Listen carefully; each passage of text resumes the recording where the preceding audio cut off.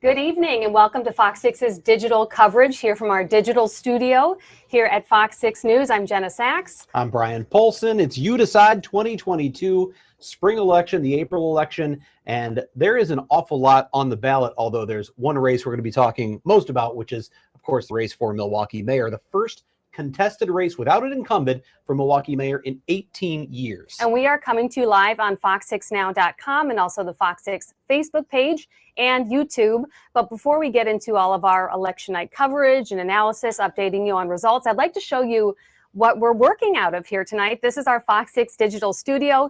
As you can see, it's not just Brian and I here. Yeah, we've got Kale, we've got Sarah, we've got Carrie. Everybody wave, say hello. We've got one of the best teams in all of digital news coverage. So I feel excited about what we're going to be doing here tonight. And like I said, there's an awful lot to talk about because we know the Milwaukee mayor's race is going to get the most attention, Jenna, but there are literally hundreds of seats in various forms up for grabs all over the state of Wisconsin and even just right here in southeastern Wisconsin. That's right. There are 258 county supervisors in southeast Wisconsin on the ballot, 177 aldermanic and council seats, 159 school board positions. We could just go on and on. Village trustees, town board supervisors, judges, mayors, village presidents, sewer district commissioners. That's one of my favorite. There are 6 sewer district positions. We probably won't get very deep into those, but I mean, there are 2 city attorneys, a treasurer, and then 1 county executive, which we will be talking about that race because history is going to be made in that race. We just talked about hundreds and hundreds of races. We're not going to be able to get to each and every one, but there are certainly quite a few we're going to be breaking down for you. And then, of course, as the polls close in an hour, we'll be starting to tell you as results come in, and we're going to bounce around to some of our reporters who were out in the field. We'll hear from them as well. But obviously, the big one tonight is going to be Milwaukee mayor. Right, and we will tell you about the turnout in that race. I do have some numbers from our reporter, Bill Miston, who is out there today. He said compared to February, there was 22% turnout in Milwaukee. They're expecting higher turnout today.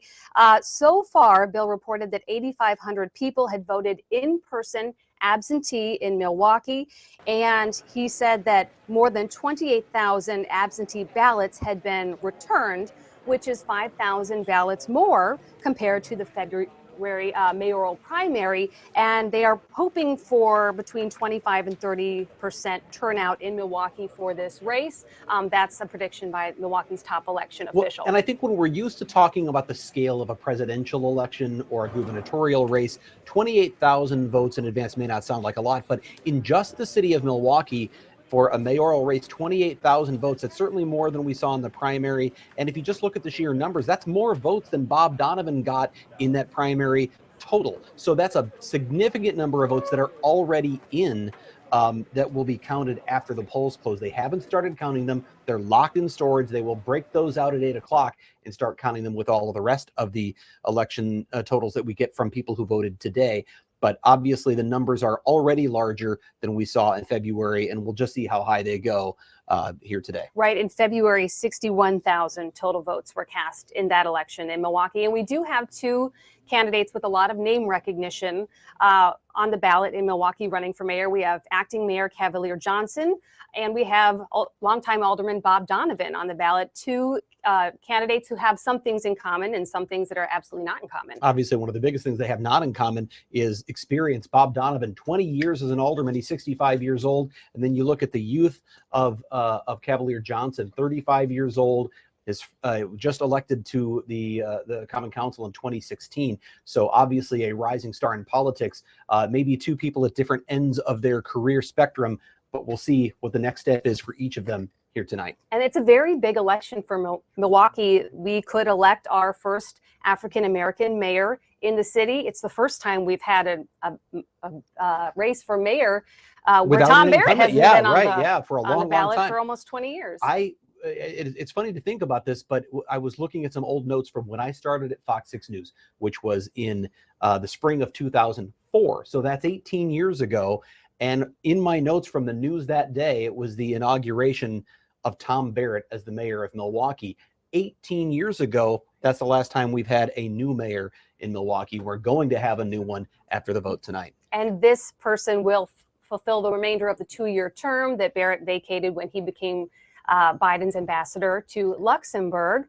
But Johnson is expected to win by perhaps a considerable margin today because he did win a 7-person primary by 20 points, and he is expected to be the heavy favorite. Donovan has run for mayor before against Tom Barrett and has been defeated by a wide margin, but as always, it comes down to turnout. And he says he admits he's the underdog. He knows that here. Certainly, though, if you talk about Bob Donovan and what one of the key issues are going to be that may give him a chance to close that gap, it's crime. And obviously, crime is a huge concern in Milwaukee right now. He has long been a big supporter of the rank and file of the Milwaukee Police Department. Certainly, that's an issue he's trying to seize upon. Now, we talked about there being a lot of absentee ballots, which is 28,000 absentee and early votes that have yet to be counted. Those are all going to be counted at Central Count. And we're going to be going live in a little bit to Aaron Maben. Do we have Aaron ready to go, guys? So Aaron Maben is at Central Count. We're going to bring him in here to our digital coverage. Aaron, what do you see happening there? Obviously, they're not yet counting, but they are preparing to count an awful lot of ballots.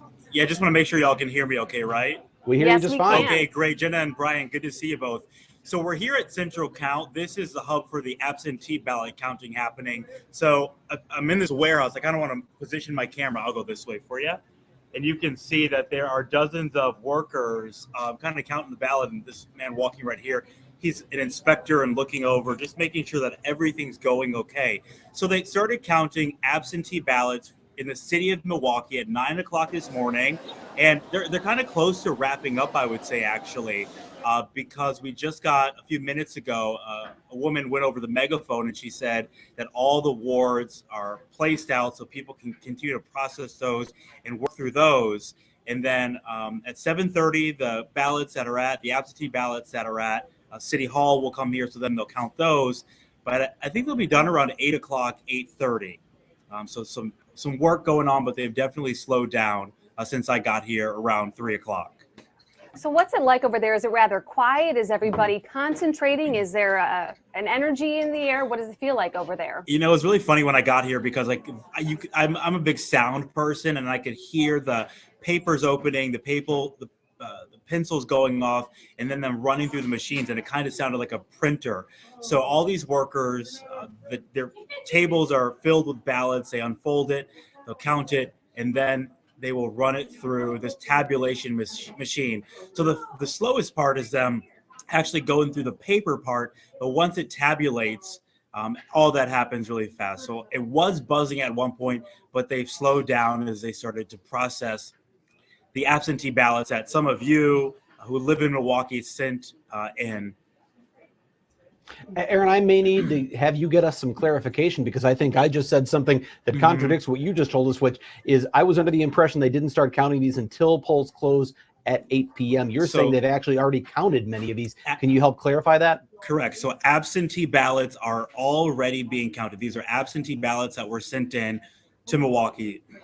And I just got to look at the log that I sent out. I talked to an election organizer a little bit ago, and she actually gave me the exact numbers. So, nearly 29,000 were returned.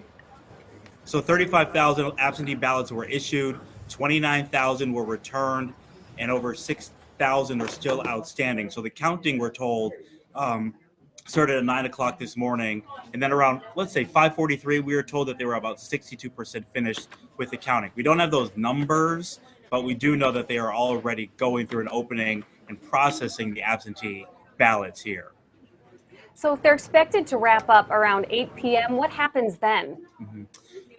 We know that we'll soon start to get those numbers of the absentee ballots that were sent in.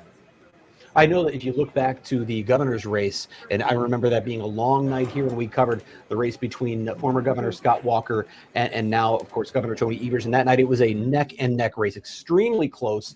And those absentee ballots were key because they came in late in the night and swung things, obviously, strongly in the favor of Governor Evers. The whole state was watching what was happening in Milwaukee. It sounds to me, Aaron, like obviously we don't have the numbers that we would have in a gubernatorial race, but it also sounds like they're preparing it to be a much earlier night tonight in terms of having I was very surprised when she first said around 8:30 to be finished. I was a bit surprised. I was expecting to be here, past elections, 10 o'clock, 11 o'clock, but this is just focusing on the city of Milwaukee and it's the absentee ballots. So yeah, it was a bit surprising, but they have a very fluid system here. I mean, this woman just kind of went over my shoulder. It's kind of moving like clockwork. So they put the ward on the table, they go through the paperwork, and it is quickly tabulated. It seems like these workers here are a little bit older, so they may be seasoned, and they know how to do it as thorough and as quickly as possible and efficiently without missing anything. But it does seem like it won't stretch super late into the night. But a worker will have to go at 7:30 to City Hall to pick up those absentee ballots and bring them here. So it could stretch a little bit longer depending on how many absentee ballots are counted there. I see some people walking around. Are there observers there watching this count at all? Yeah, so right over my shoulder, you'll see an observer. It looks like this woman over here is an observer as well. And it kind of stretches. So I'm at the way back of the warehouse. It's pretty far. And then, it goes all the way down that way. So there's, a few dozen workers here. And then on the sides, you can see them standing. You can see the vest right there. That's going to be an observer. So the observers are around, and then the election workers counting the ballots are at the tables. Well, Aaron, I would say you have a long night ahead, but maybe you don't have all that long of a night ahead. But we do look forward to hearing what the totals are when they start counting them up. But you'll keep us posted, of course, here, I'm sure, on the digital stream, but also on Fox 6, the broadcast. So thanks a lot for joining us, Aaron. Thank you, Aaron. Sounds good. Have a good night. It seemed like everything was running very smoothly over there, not it too didn't chaotic. look like chaos, yeah. And I don't know if that's because things will pick up in terms of that sort of chaotic feel maybe when the polls do close, but it sounds like they're working ahead. And if that's the case, then maybe it won't be all that long of a night after all. Certainly, those figures added to what happens to today's in-person votes adds up to the final total, but that was a significant amount. If there's 29,000 votes that were cast just in this mayoral election alone, they will certainly have an impact on what the final outcome is. But as Aaron said, it sounds like they're going to maybe have some results starting as early as 8:30. So maybe we'll be able to share some of those with you on this platform when those results come in. Maybe by 9 o'clock, we'll have some interesting news to report in the news that airs on Fox 6. So we will, of course, keep on top of those numbers. We'll bring them to you on our screen. We have that capability. Oh, we're going to talk a bit about our instant poll. Do you want to tell us about this? We obviously have a lot of questions about this mayor's race, but I said earlier that crime is a big issue. Actually, no, that's a different instant poll. This is never mind. Okay, here's what we're going to talk about. We got a couple instant polls. Jenna, you listed off all of those races, the hundreds of supervisors races and school board races and all these other sorts of things. Every one of these in this spring election are officially nonpartisan. Officially. But we have seen how these races have become more and more partisan. Many of the candidates have backers that are aligned with certain parties, or they have financing coming from certain partisan groups. Donors and endorsements. Donors, endorsements, politics, partisan politics plays a huge role now in even these nonpartisan elections. And our instant poll is, we want to know how you feel about that. Keep it out. Partisan politics have no place in these nonpartisan elections. Or, hey, it's great because it helps me decide who to vote for, maybe who's on my team, so to speak, or I have mixed feelings. There are pluses, there are minuses. We'd like to hear from you, and to participate in this poll, we're going to keep track of this throughout the night. That QR code in the upper right corner. If you're watching this on your phone, it might be hard to do. If you're on another device, you can use your phone to scan that QR code and vote, or you can go to fox6now.com/poll. You can vote there. Tell us what you think. Give us your thoughts. We're going to keep track of this throughout the night. You're already seeing those results start to show up. One of each so far, or 33% each way. We'll keep track of that as the night goes on. But again, you can scan that QR code that's on your screen right now, or you can go to fox6now.com/poll and you can cast your vote. Again, what do you think about the partisan nature of these officially nonpartisan races? That includes Milwaukee mayor, right? Which is not a partisan race, supposedly. And some people at our station, reporters, have looked into this issue, and there are both sides to consider. Some people say it's a good thing. People are more involved. They have a better informed opinion of their candidates. But on the other hand, when it comes to school board races, when it comes to some of these positions that are supposed to be nonpartisan, do you want people looking at everything through a certain lens immediately? When having their minds made up before they've heard the arguments and the hearings and so on. Yeah, right. There are certainly arguments on both sides. We'd like to hear what you have to say about that. All right. Well, I know we wanted to talk some more about the Milwaukee mayor's race. There's a lot of issues that are up for discussion. A big one is obviously public safety, reckless driving, keeping our roads safe. That is a very big issue. Mary Stoker Smith reported on that when she went into the community, and she asked them a lot of questions about what issues mattered to Milwaukee voters, and often it all came back to crime and feeling safe. And really, the answer as to who you want to be your mayor then comes down to the details. What do they plan to do about crime? Certainly, Cavalier Johnson and Bob Donovan both agree that crime is a big problem and they need to do something about it. But what? And what are their approaches? Obviously, they have some distinctions there. Sarah, I see you kind of trying to flag my attention down. Do we want to go to Mary's piece on this? Okay. Yeah, we can come back into the crime. So Jenna mentioned Mary Stoker Smith did a piece where she talked to voters about this very thing. What kind of things do you want the Milwaukee mayor to do? What would you do if you were Milwaukee mayor beyond crime? What are the issues that you would tackle, right? Right, and I'm glad that we can play that for you on this platform. So we're going to try to do that right now so you can hear some of that yourself.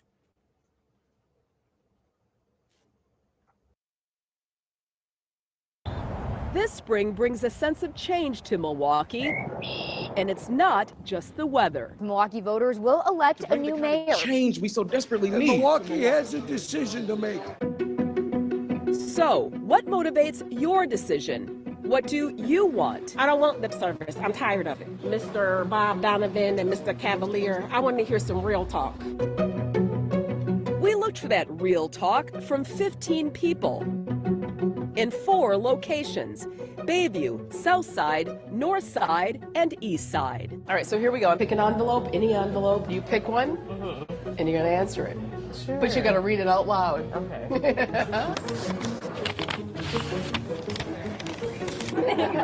Whoa. Oh my.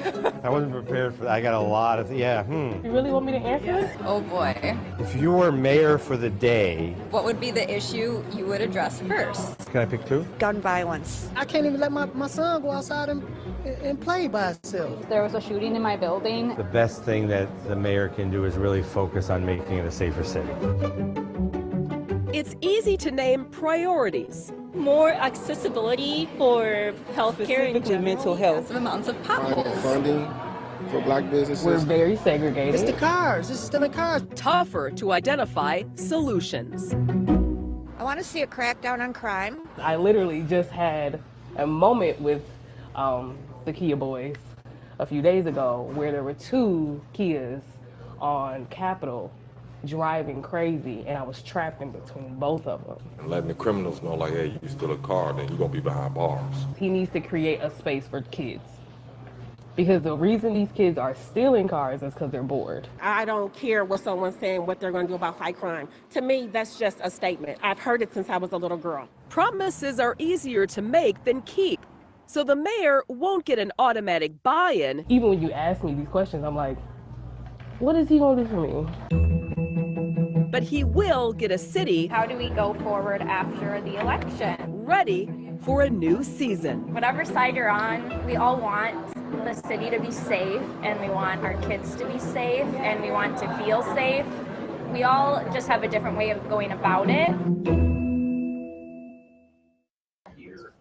And if you live outside the city of Milwaukee, you may think these issues affect you as well, because obviously issues involving crime in the city can spread into some of the surrounding communities as well. So I think a lot of people are interested in how the 2 future candidates for mayor will address the issue of crime. And we actually had the opportunity to speak with those candidates about this issue recently. And we're going to start with hearing from acting Mayor Cavalier Johnson, what he had to say about his approach to dealing with the crime problem in Milwaukee. That were effective for me growing up, making sure that kids, particularly young people in our community, have outlets so that they don't get involved with the wrong crowd and don't end up in a position where they're committing some sort of criminal act. And we've heard Cavalier Johnson speak before about out-of-the-box thinking when it comes to tackling this issue, working with youth programs, employment programs for youth so that they're not bored and turning to crime and they have other outlets. That's the argument he's made. Donovan has made different arguments. Well, and obviously Alderman Donovan has long been known to be a supporter of Milwaukee police, particularly rank and file police officers. Here's what he had to say about his approach to dealing with Milwaukee's crime problem. Our police department working hand in hand with our faith community to patrol our neighborhoods, to do outreach to young people who might be on the verge. You know, when he talks about that very issue, the community patrols. That's something Milwaukee has not had for a while. There used to be beat cops. We don't really see as much of that anymore. And his argument has been, if you get police officers into the neighborhoods, into the community, they get to know people. That sort of face-to-face contact builds a positive image of police and that relationship with community. It also helps with generating tips and information. So that's certainly been one of his things. Obviously, both candidates recognize that crime is an issue, and it's the #1 issue on people's minds right now. And this is also an important job for several reasons. This individual will be drafting a very large budget for the city. This person is in charge of attracting tourism and businesses to our area, which affects the whole region. When you're talking about something like the Republican convention, for example, there are a lot of big responsibilities that come with this job, not just public safety. And not to mention, by the way, it earns $147,000 a year. So there's that at stake as well. But the mayor of Milwaukee obviously has a lot of influence outside of just the city of Milwaukee. I mean, there's the issue of tourism and what kind of conventions are attracted to the city. There are just a lot of roles the mayor plays, and it's a figurehead that has ripples and influence beyond just the borders of the city of Milwaukee. And on some other issues, they have very different viewpoints. I know we've talked previously about the hop. Right, Cavalier Johnson seems That's to be one more where they don't share an opinion. more of a proponent, and Donovan has long been a critic of the hop.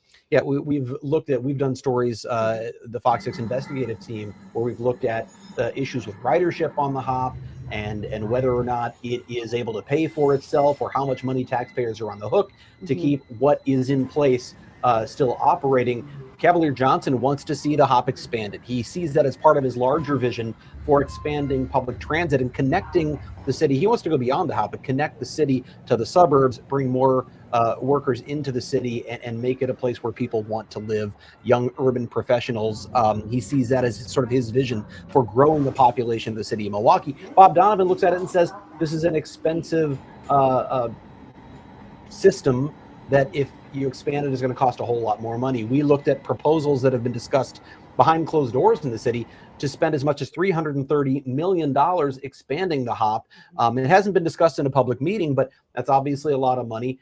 $65 million of that would come from city money. The rest would come from federal dollars. So Bob Donovan has been a pretty strong opponent of that. Two very disparate visions of the future of the streetcar. I will mention that we have reporters in the field tonight with both of those campaigns. We have Ashley Sears and Cassidy Williams at their campaign events, and they'll be reporting throughout the night, and we hope to speak with them on this platform. What is it, 10 minutes or so? Yeah, so you can stick with us if you'd like to hear the latest from their campaign events. We got some footage of them where Cavalier Johnson voting today. I know Cassidy spoke with Bob Donovan today. He was saying he was feeling optimistic, although he is considered the underdog in this race. I believe when he ran against Barrett, he lost by about 40 points. That was an incumbent, so perhaps it will be closer. But again, an underdog. Well, another thing that Bob Donovan faces sort of an uphill battle on is the demographics of the city have changed even since he just ran against Mayor Barrett 6 years ago. It's become a more and more diverse community, a majority minority city, as many would describe it. And so the demographics continue to favor Alderman Johnson. And of course, he won by that's just video playing in the background. Okay. I didn't know if we'd gone to a soundbite from Bob. I didn't want to talk over the candidate, but this is a situation where Bob Donovan comes in already after the primary. What was it? You said 20 points down. To pull out a victory here tonight would take quite a comeback. And when you look at the spending of both camps, we've looked at the campaign finance numbers. Yep. Bob Donovan has spent, I think Jason Calvi compiled this for us, roughly $107,000 on his campaign. And Alderman Johnson, or acting Mayor Johnson, rather, spent nearly 4 times that much, I think $390-something thousand. And interestingly, Bob Donovan's campaign account has just a few $1,000s left in it at the moment, whereas acting Mayor Johnson's has something like 160-something thousand. So when it comes to campaign war chest, acting Mayor Johnson's certainly a strong favorite here in terms of the amount that's been spent, the amount that he has still in the bank. And of course, just in terms of expectations, it would be, I think, pretty large upset for Bob Donovan to win tonight. He knows that going in. What we don't know is turnout is always the question. Right. What does that turnout look like? Where do those votes come from? And how much does the issue of crime potentially play in his favor? That's certainly something he's hoping can help him close the gap. But again, he's got a large gap to close. Right, and we're hoping to bring you some of those updated numbers on turnout when we receive them. But you mentioned war chest. The Wisconsin Democratic Party put $100,000 into Cavalier Johnson's campaign. Donovan got much smaller amounts, but from the Republican Party of Milwaukee and PAC for Rebecca Clayfish, who is running for governor. But we've got Cassidy at. We've got her now? We do. Okay, so we've got Cassidy Williams, who is live. Is she? Okay, so she is on the south side at an Irish pub with candidate Bob Donovan. Cassidy, what are you seeing and hearing? What's the scene like there?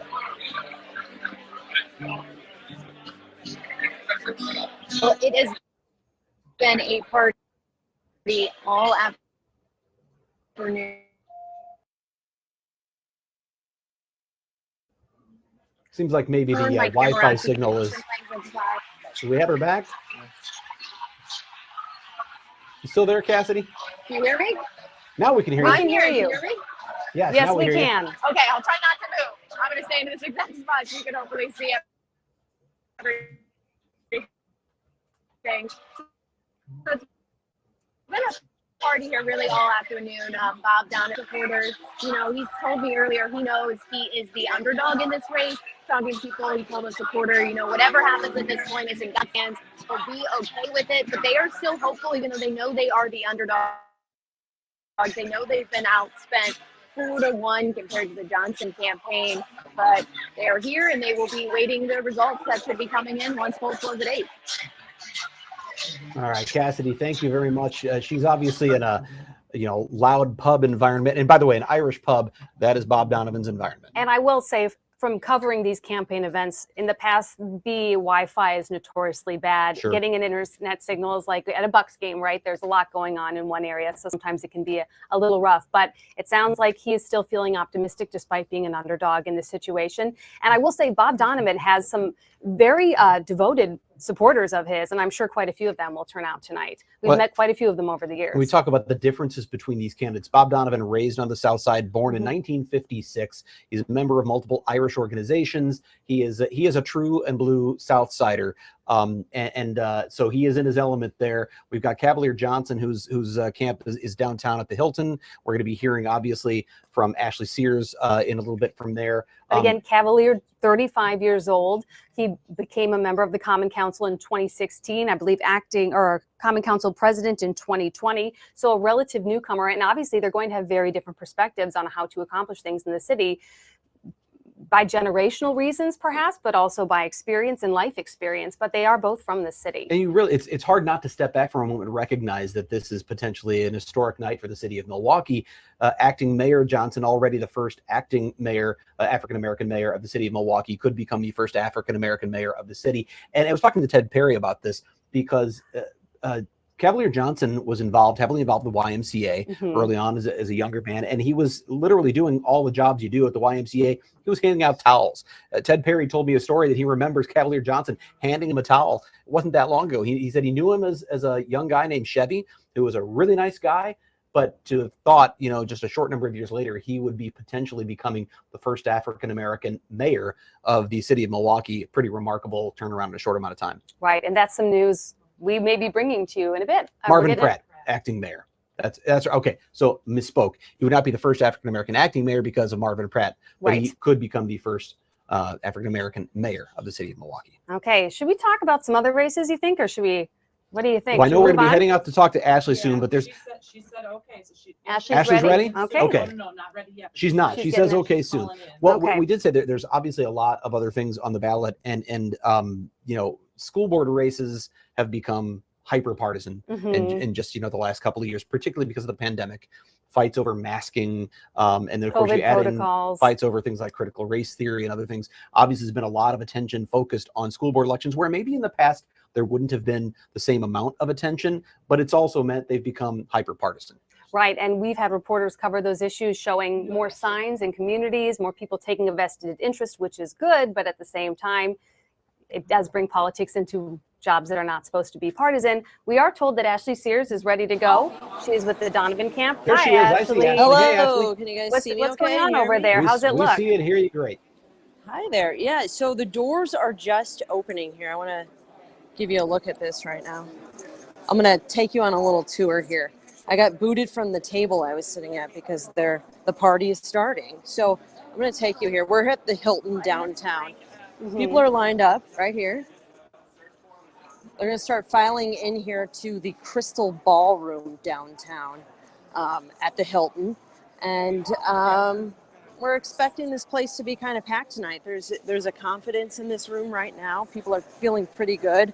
We saw acting Mayor Cavalier Johnson. He came through here around 5:15 with his family, kind of did a walkthrough, stood on the stage, practiced some waves. His son pretended to speak at the podium, which was kind of neat to see. But right now it's a little quiet, but the party will get going, I'm told, here in the next few minutes or so. Heard from Cavalier Johnson today. Has he said anything about how he's feeling, how the day might go? Yeah, our cameras caught up with him around 8:30 this morning. He voted at Marshall High School, and he said he was feeling really good. He said they put a lot of work into this campaign, and he says, you know, the primary showed some good numbers, and he's hoping that carries over tonight. He spent the day, he said, writing thank you notes to some supporters, and he had lunch over at the Sherman Phoenix, just kind of relaxed with his family, and then headed down here around 5:15. So I believe he's in the building at somewhere around here, and we'll be hearing from him later tonight. I can't help but notice a difference between these two party locations. We have Donovan in a dark bar, you know, it's an Irish pub, I think, and we have Ashley in this grand ballroom. It seems like they're expecting a big crowd over there. Yeah, it's a beautiful ballroom here. It's huge. It's like a wedding venue. And I have to say, I did a FaceTime with my daughter a little bit ago, and she was very impressed. I showed her these balloon pillars. So I'm hoping you guys are just as impressed by the balloon pillars here. Not so sure she's yet interested in mayoral politics, but balloons, she wants you to bring one home. We'll see.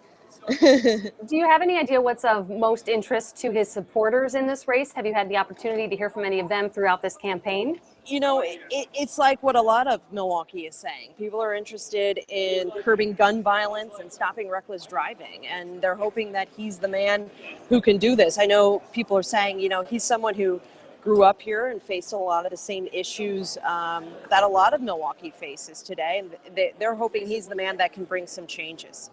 We know that there's been some controversy lately that people have brought up the fact that within his own family there have been some crime issues. Obviously, his brother arrested recently for a shooting. His nephew arrested back in December for a sexual assault. So he's had some crime problems in his own family. He's had to address those questions. What have his answers been when he's been asked about the crime in his own family? You know, he says he's been open about this all along, that his family has faced these issues, and it's something he doesn't condone, and it's something that he says he can relate to the city, to other Milwaukeeans who may face these same issues with their own families. People starting to come in now, Ashley? I think I see some people in the background over there starting to walk through the door. I think we've got about 5 people here. I'm going to flip the camera. So we got all 5. So, yeah. Is there more media at this point than people? Yeah, there's a lot of media here. We got That's here usually the way it is at the beginning of the night. Yeah, we got here around 3:30, and we were all set up here. So we've all been waiting for some others to enter the room as well. Based on the media, is there interest in this election from outside Milwaukee? Are there reporters there from other parts of the state who are interested, or is it mostly just the Milwaukee media? Yeah, it's mostly Milwaukee media here. Okay. You've done these plenty of times before, Ashley. Any sense of the feel in the room or what you're seeing there that may be very familiar, or what's different from previous elections you've covered?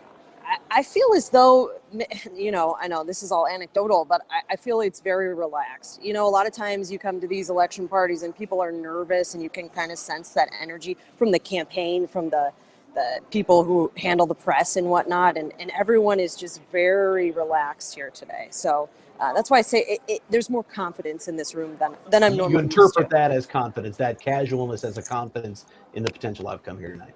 Yeah. All right. Thank you, Ashley. Obviously, you'll be following it throughout the night. I know they're going to be checking in with you on Fox 6 at 9 and 10. Obviously, if there are any speeches, those will be brought live as well. All right. Thanks, Great Ash. night. Have a good All right. evening. Thank you, Ashley. You know, you're right about the very different venues. Obviously, a giant ballroom versus the Southside Bar. Although, I mean, Bob Donovan is in his element. Him, though. Yeah, it definitely fits his personality. He was also a little more private about the issue of voting. A lot of times we ask candidates, when and where will you be voting? We'd like to get video to show you casting your ballot. And Bob Donovan said that is, I think he called it a sacred institution or something. You know, voting is sacred. He didn't want us there. Cavalier Johnson certainly not only allowed us to see where he was voting, but stopped and did interviews. Whether or not that's a signal of how each side thinks the outcome may go, who knows? But it was certainly a difference in terms of the way each candidate handled just the exposure to their own casting a ballot. Absolutely. I'm interested in following how these parties go tonight. And I think both are going to have good turnout because I do know both of these candidates have supportive people in their corners really rallying for them in this election. Is there anything else you wanted to say about the mayor's race before we move on? You know, we talked about the difference in age. I do think it's interesting. Bob Donovan retired from the Common Council just very recently, and you know, in 2020. And then it's 2021 where you hear that President Biden is going to nominate or appoint Tom Barrett to become the ambassador to Luxembourg, and Bob Donovan, who's in retirement, says, "Hey, wait a minute, I want to run for that." And Stephanie Grady interviewed him one-on-one. She asked him about that, and she said, "Were you bored?" I mean, he's been in politics for so long and active, and he said, "Well, he just felt like this was something he had to do to get involved." But he's already retired from the Common Council after 20 years and then is jumping back into this. On the other end of the spectrum, you have Cavalier Johnson, who ran for county board a couple of times and lost, then runs for alderman. He's elected, becomes the Common Council president, and is now looking to become potentially the mayor of the city of Milwaukee at the age of 35. So again, different ends of their career spectrums for these two candidates makes for a fascinating race. And it'll be interesting to see who remains in this position and for how long, because it has been known to be a position that people hold for quite some time.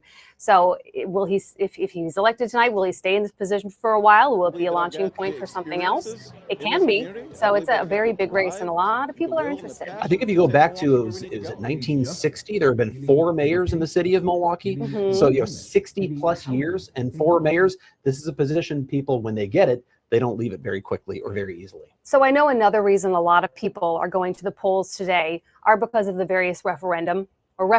We had a debate earlier. Is it referendums or referenda? We are told by Amanda St. Hilaire that both are correct. So we will use both. But there are quite a few on the ballots, and I think people are really going to the polls in a lot of communities because of these referendums. Statewide, you can see here 71 school districts have referendums on the ballot seeking a total of $1.26 billion.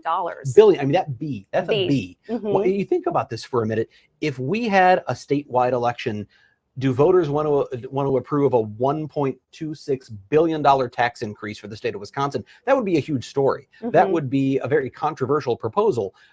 But that's exactly what voters across the state are being asked to do, community by community. When you tally it up, it's $1.26 billion in school referendums alone. The breakdown of that, most of that, more than $1 billion, is for various capital projects, everything from upgrading security, HVAC. athletic fields, HVAC, new school buildings, plumbing, all sorts of things. That other $200 million is authorization from the voters to exceed the state's revenue cap. Every district has a limit to what they can spend. And if you want to exceed that limit, you've got to get approval from voters. And in this case, there's a lot of smaller districts that say we just can't survive with what we already have unless we exceed that cap. Maybe it's because of declining enrollment or other reasons. So they say, let us just keep maintaining what we have by spending a little bit more than the cap. $201 million of it would meet that. And just in Southeast Wisconsin alone, $526 million in referendums. There's a lot of money on the line. And a big chunk of that is coming from one district, actually. West Dallas, West Milwaukee School District has a $150 million referendum that voters are looking at today. And it's a substantial change. They're looking at closing Nathan Hale and West Dallas Central High Schools and creating a new consolidated school, making arguments that would be more fiscally responsible in the long term. They could have savings of $2 to $3 million a year by consolidating, but there is a cost up front. Yeah, I mean, $149 million is a big chunk of money. And there's also that controversy. If you went to one of those schools, maybe it's an old school, maybe it's outdated, but it's your school. Do you want the two schools to be consolidated? So a lot of controversy there. Sarah, you're signaling me. So how about the Pewaukee School Board business? Are we going to talk about that with Jason, or is that coming up in a little while? How about we roll that? We can bring Jason in. Okay, so we talked about a lot of different issues, and we're going to talk more about school referendums because it's not just West Allis, West Milwaukee that has some big numbers on the line. But we talked about how these nonpartisan races School have board become races. so partisan, school boards in particular. And in Pewaukee, it hasn't just been partisan, but there have been allegations of intimidation of local businesses that simply wanted to support some of the candidates running for office. And we've got a piece that tells you a little bit more about that. Husband Franz runs Schulte's Greenhouses, Pewaukee. We know him, and he's supportive of our business. After they let friends put up campaign signs, they got a call. When you work so hard at something all day, every day, just to survive, not even maybe to thrive, but to survive, and then for someone to call you at your home and in your business and make you feel scared, it's not okay. The same number on a caller ID at a different business where the owner wouldn't talk on camera but shared these recordings. I think it's going to affect the business there if he continues to keep putting the signs up. I don't even know what else to say except they need to come down, and if they don't take them down, they're probably going to get about 100 more calls. In Sussex, I've never seen it this bad. Hamilton School Board member Gabe Colaseri has competition for the first time in 30 years. And Tom Ladzinski, a now deleted Facebook post from his campaign, asked, what does Gabe Colaseri and the Waukesha Parade murder have in common? I was shocked.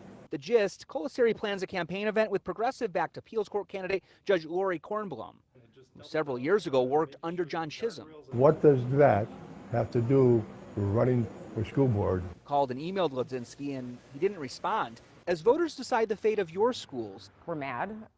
We felt targeted, worried about our business. there's signs things won't heal easily. We're not identifying the caller because she's not accused of a crime, though the owners here say the sheriff's department did stop by to talk to them about this incident. The caller tells me that this is a non-story and there are more important issues. Reporting in the village of Pewaukee, Jason Calvi, Fox 6 News.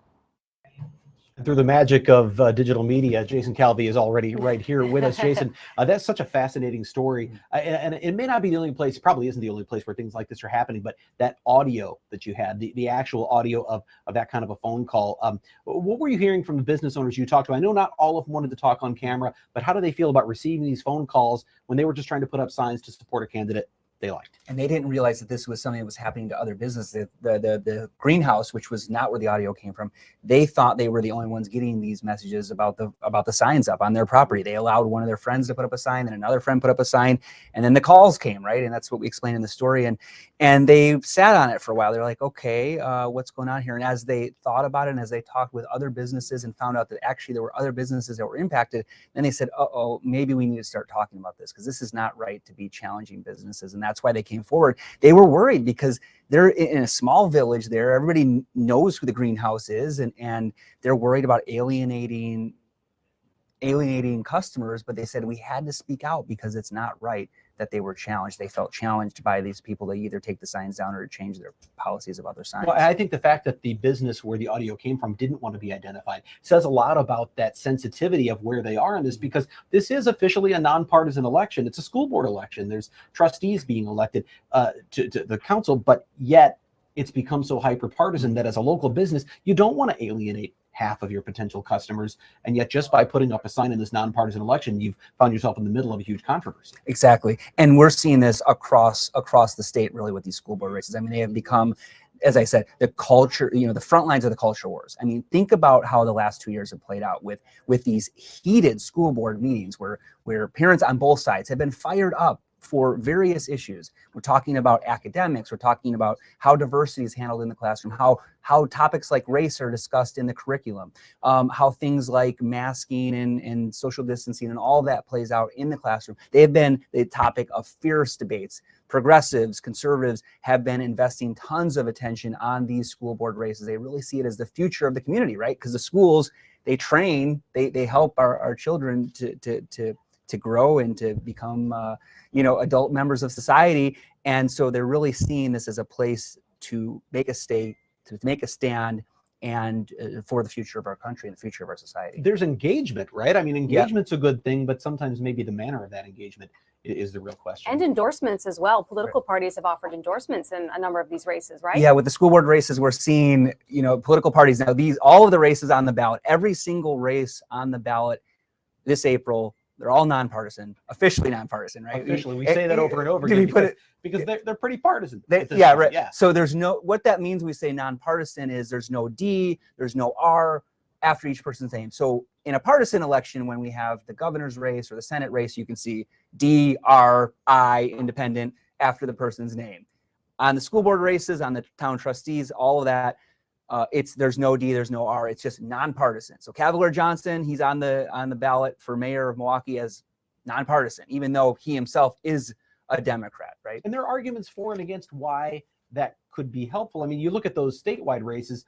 When you see the D or the R, it tells you who's the candidate. If you are affiliated with a party or you have a leaning, okay, that's my candidate. That's the one. If I don't do the research, if I don't have the time, I kind of know who to vote for. Why is it supposed to be different in these local races? Why aren't school board elections supposed to be partisan? Why aren't village trustees and county supervisors supposed to be partisan? Right, just to keep it at that local level, right? You're talking about the most local level of government is your local school board. It's talking about the community coming together and directing how that school district is going to be operated. And so these are these nonpartisan races, and I'll let Mordecai Lee get more into detail about what the gist is and what the rationale is for these things. And I know he talked with Ted Perry last night about this issue about, well, is it time to just, say that these are pull back the curtain. Yeah.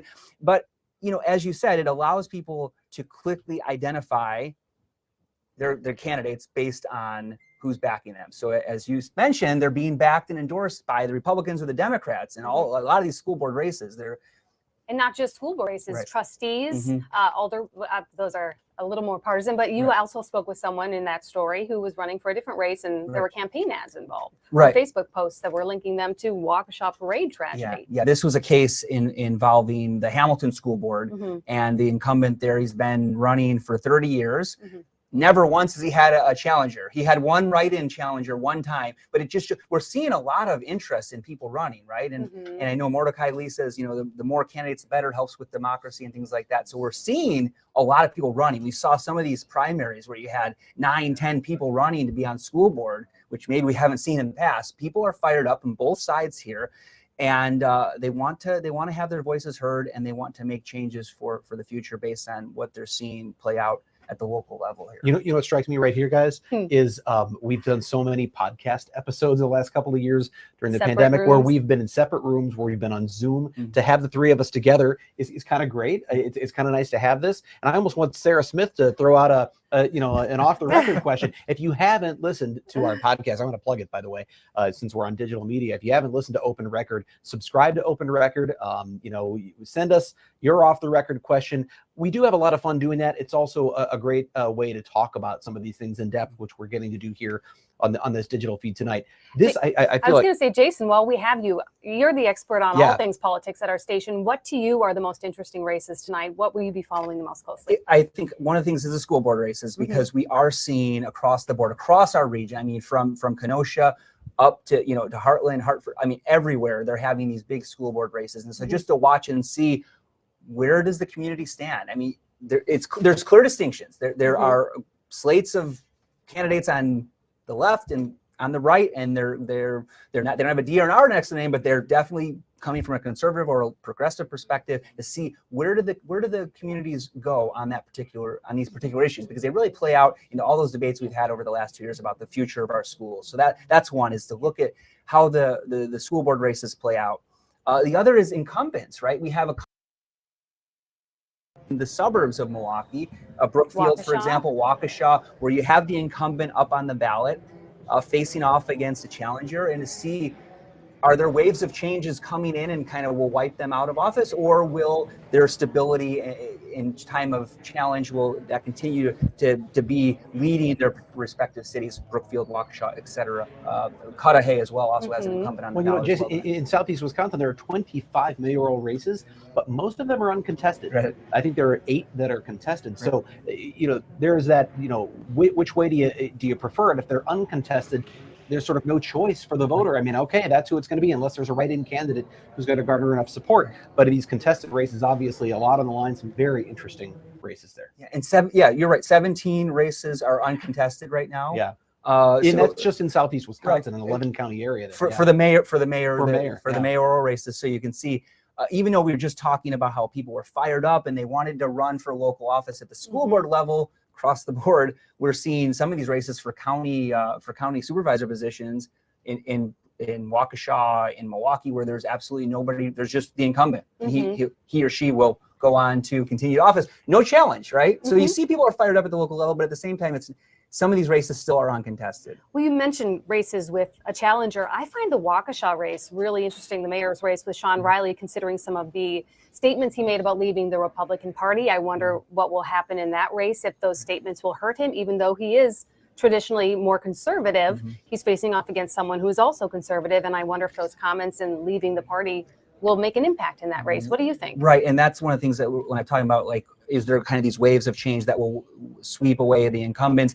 With the Waukesha, there's a little bit of a distinction there because he did make these challenges after the January 6th attack on the United States Capitol. He said he was ashamed of his party, and he officially left the Republican Party.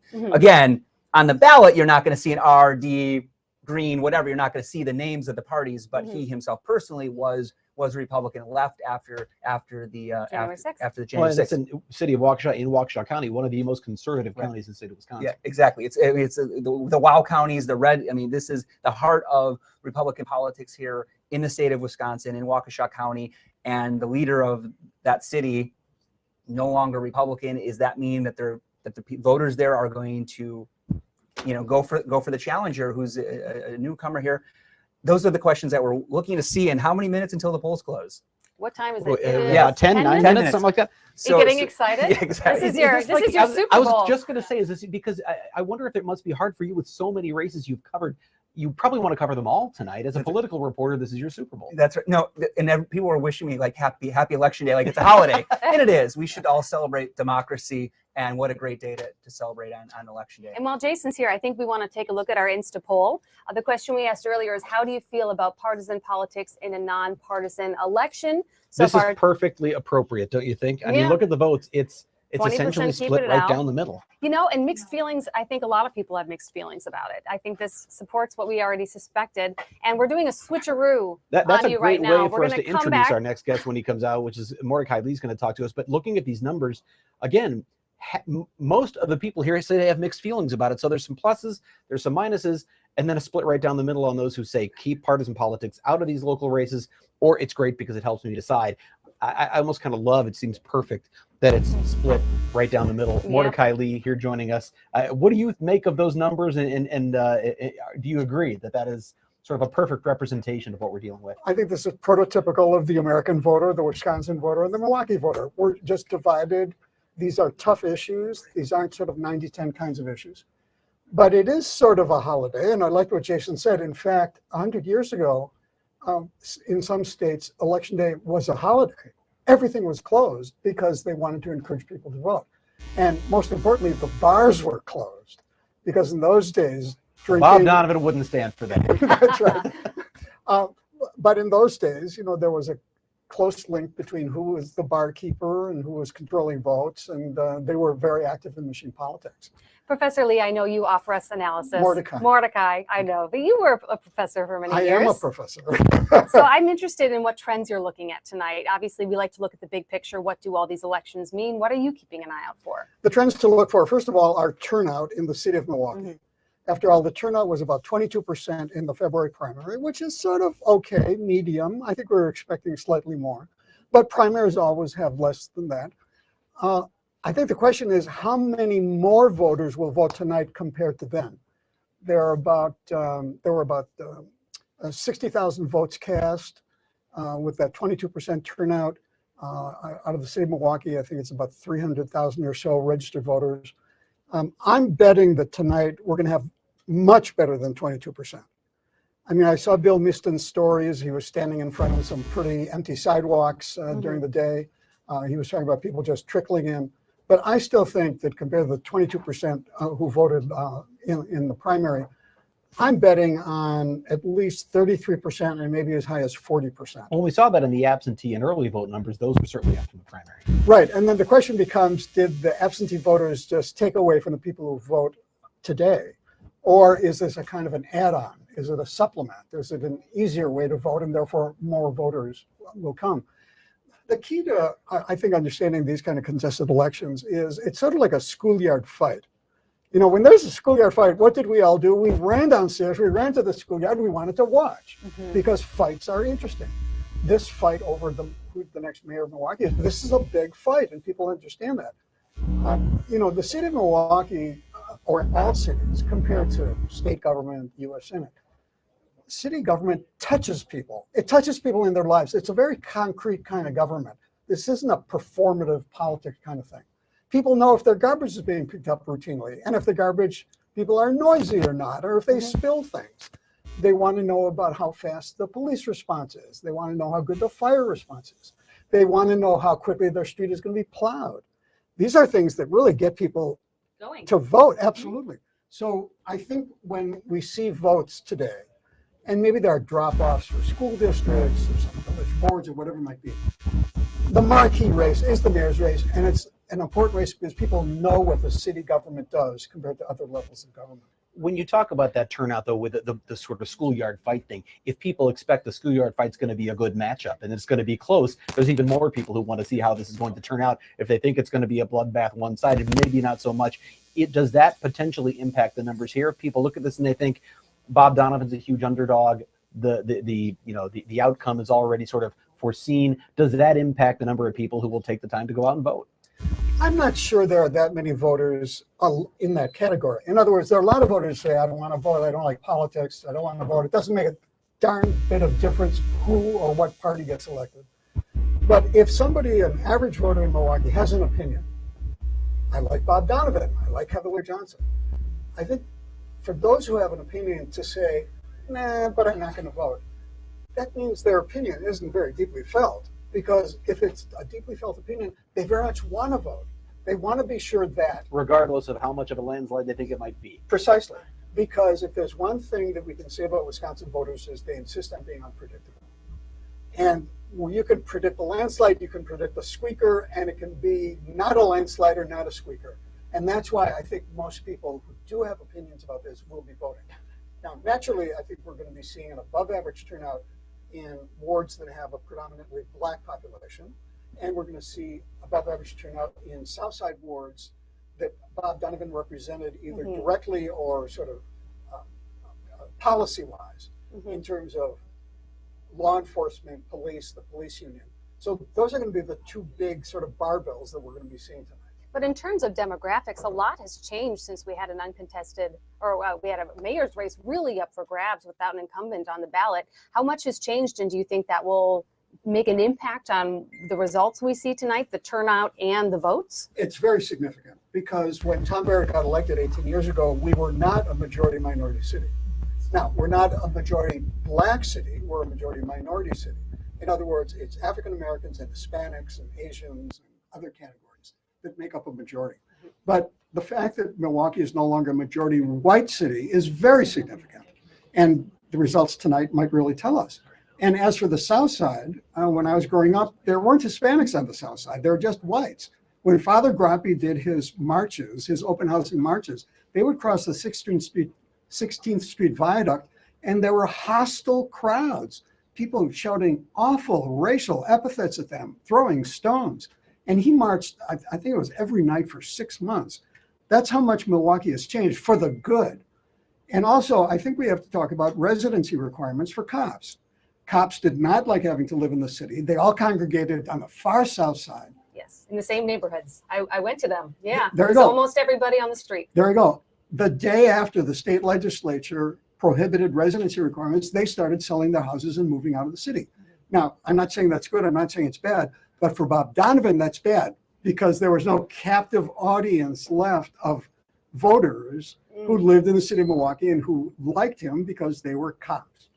We talked a lot about in our Insta poll showing that question of these being nonpartisan races, all of them on the spring ballot, nonpartisan races, but all having a partisan tint, whether it's just where the money is coming from, whether it's endorsements, they don't have the R or the D behind their names. Why is it that at the local level it's so important, or it's the idea, the design is for them to be nonpartisan?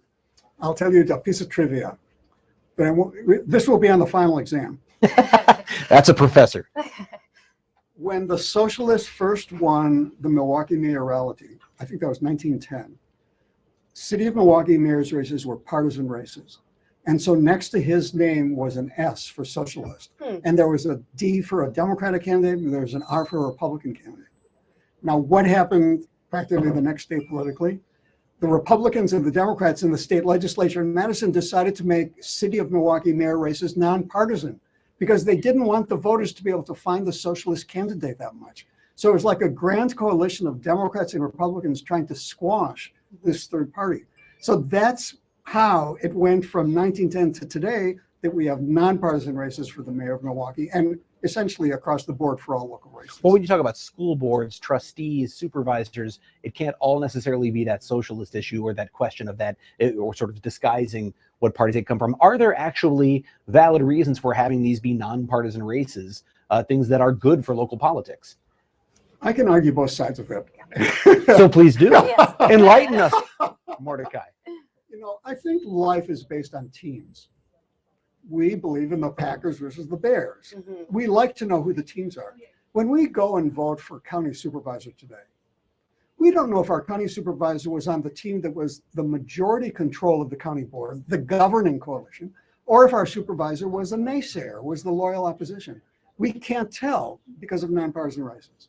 So in that respect, I think it would be helpful for a voter to be able to say, I'm for team green, and I'm looking for the team green candidate. It's a shorthand, right? Because if you go in and you haven't done the research that we often, as journalists maybe, or as professors, have time to do, you're looking for a shortcut. It's a shorthand when it means something.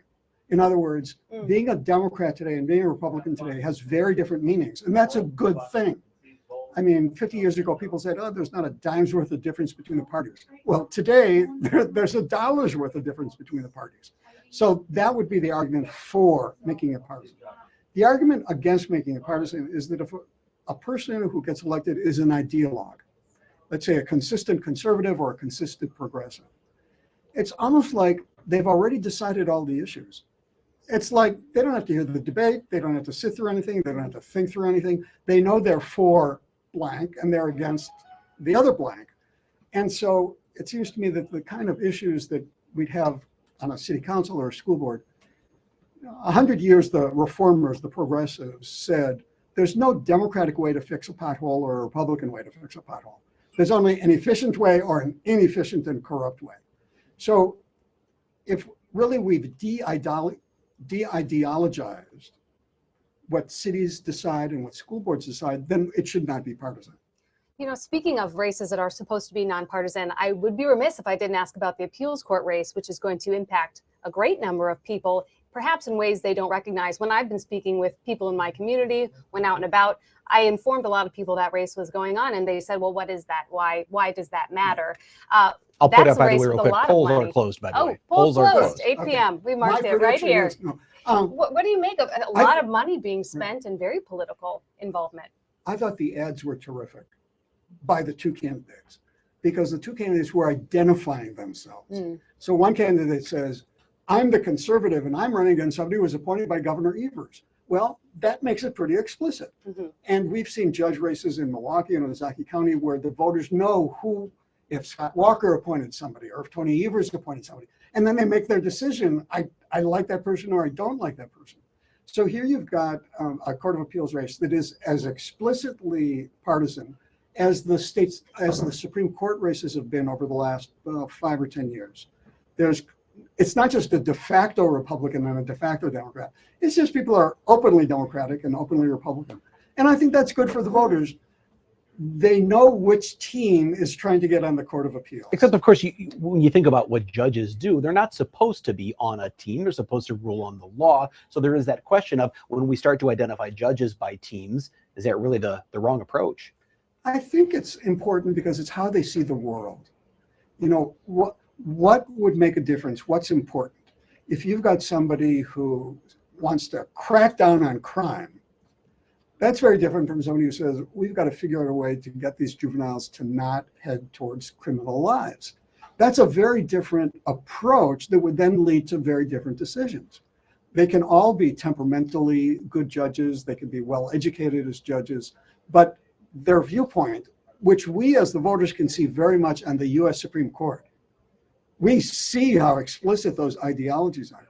But to a certain extent, very quietly, they're on the Court of Appeals in Wisconsin, and certainly on the Supreme Court in Wisconsin. Well, and we see how frustrating it can be for voters when they elect someone to, for instance, the state Supreme Court, and they think it's someone who's on their team, and then they start to make decisions that may go the other way. You look at Justice Hagedorn, who has certainly irked some voters in some of his decisions that have been very important decisions for the state, where people thought he might be, have a leaning that goes the other way. He worked for Scott Walker as legal counsel.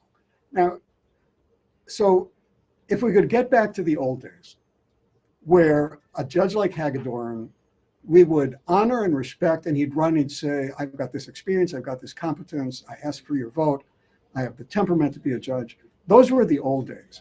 I think you're right that he sticks out like a sore thumb because he was identified as a conservative, worked for Scott Walker, and now he's being an old-fashioned judge. He's making a decision not based on ideology, which we're seeing from the other members of the state Supreme Court, where they have a predictable vote. He has an unpredictable vote. And I think that's contributing. It's sort of saving the old Wisconsin culture. It also gives them a lot of power. Oh, true. And also 15% of cases go to the Supreme Court from the appeals court. The rest are decided by those judges, so they have considerable influence over what the law is and how a lot of different issues are handled in our state. Right. There was a legal reform that happened when Governor Lucey was governor, because we used to have circuit courts and then there was the Supreme Court. There was nothing in between. And so they did a commission, they reformed the Constitution, and now to have that level of court, an appeals court, is exactly the way you're describing it. It's between the two levels, and it deals with a lot of issues and on a very satisfactory way. Mordecai, the polls are closed. You sort of joked about it earlier, but can you give us a prediction? Where do you think this mayor's race is going? Okay, I'll make a prediction, but you have to promise to erase this. I can't promise what people recording this out there will do, but okay, well, I will not. Okay. The conventional wisdom of pundits like me is that Cavalier Johnson is going to win for a couple of reasons. He's the Democrat running against the de facto Republican. He's the progressive running against the de facto conservative. And he's black running against white. Race is a touchy issue, but we have to be able to talk openly about it. I think he is going to win, and I think it's going to be a breakthrough, both symbolically and policy-wise. And it's about time. You know, when you go down to City Hall in Milwaukee and there's a wall with a picture of all of the mayors of Milwaukee, since we became a city in 1846 or something like that, every single one of them is a white mayor. If in our lifetime we have a black mayor, an Hispanic mayor, and a woman mayor, we can feel that Milwaukee is making progress. And I do want to jump in here because the polls closed at 8 p.m. At 8:02 p.m., we got an email from Aaron Mabin, who is at Central Count, saying that the last trickle of absentee ballots are being handled at Central Count in Milwaukee. According to an election official, 27,520 absentee ballots have been counted so far. Around 95% of absentee ballots returned have been processed. An election official is telling workers the reconciliation process is happening now. So Aaron was predicting this process would go relatively quickly. Maybe we'll have some numbers to report. And I think what this indicates is that not only are they getting better at Central Count, and they're enjoying higher public trust, but the numbers in and of themselves won't make a difference. They tell us nothing in a sense. And I don't mean to demean Aaron's reporting, but it'll only mean something when we can add up in-person voting and the absentee voting. And then we'll be able to say what percentage voted and therefore how significant is this. Well, we know this.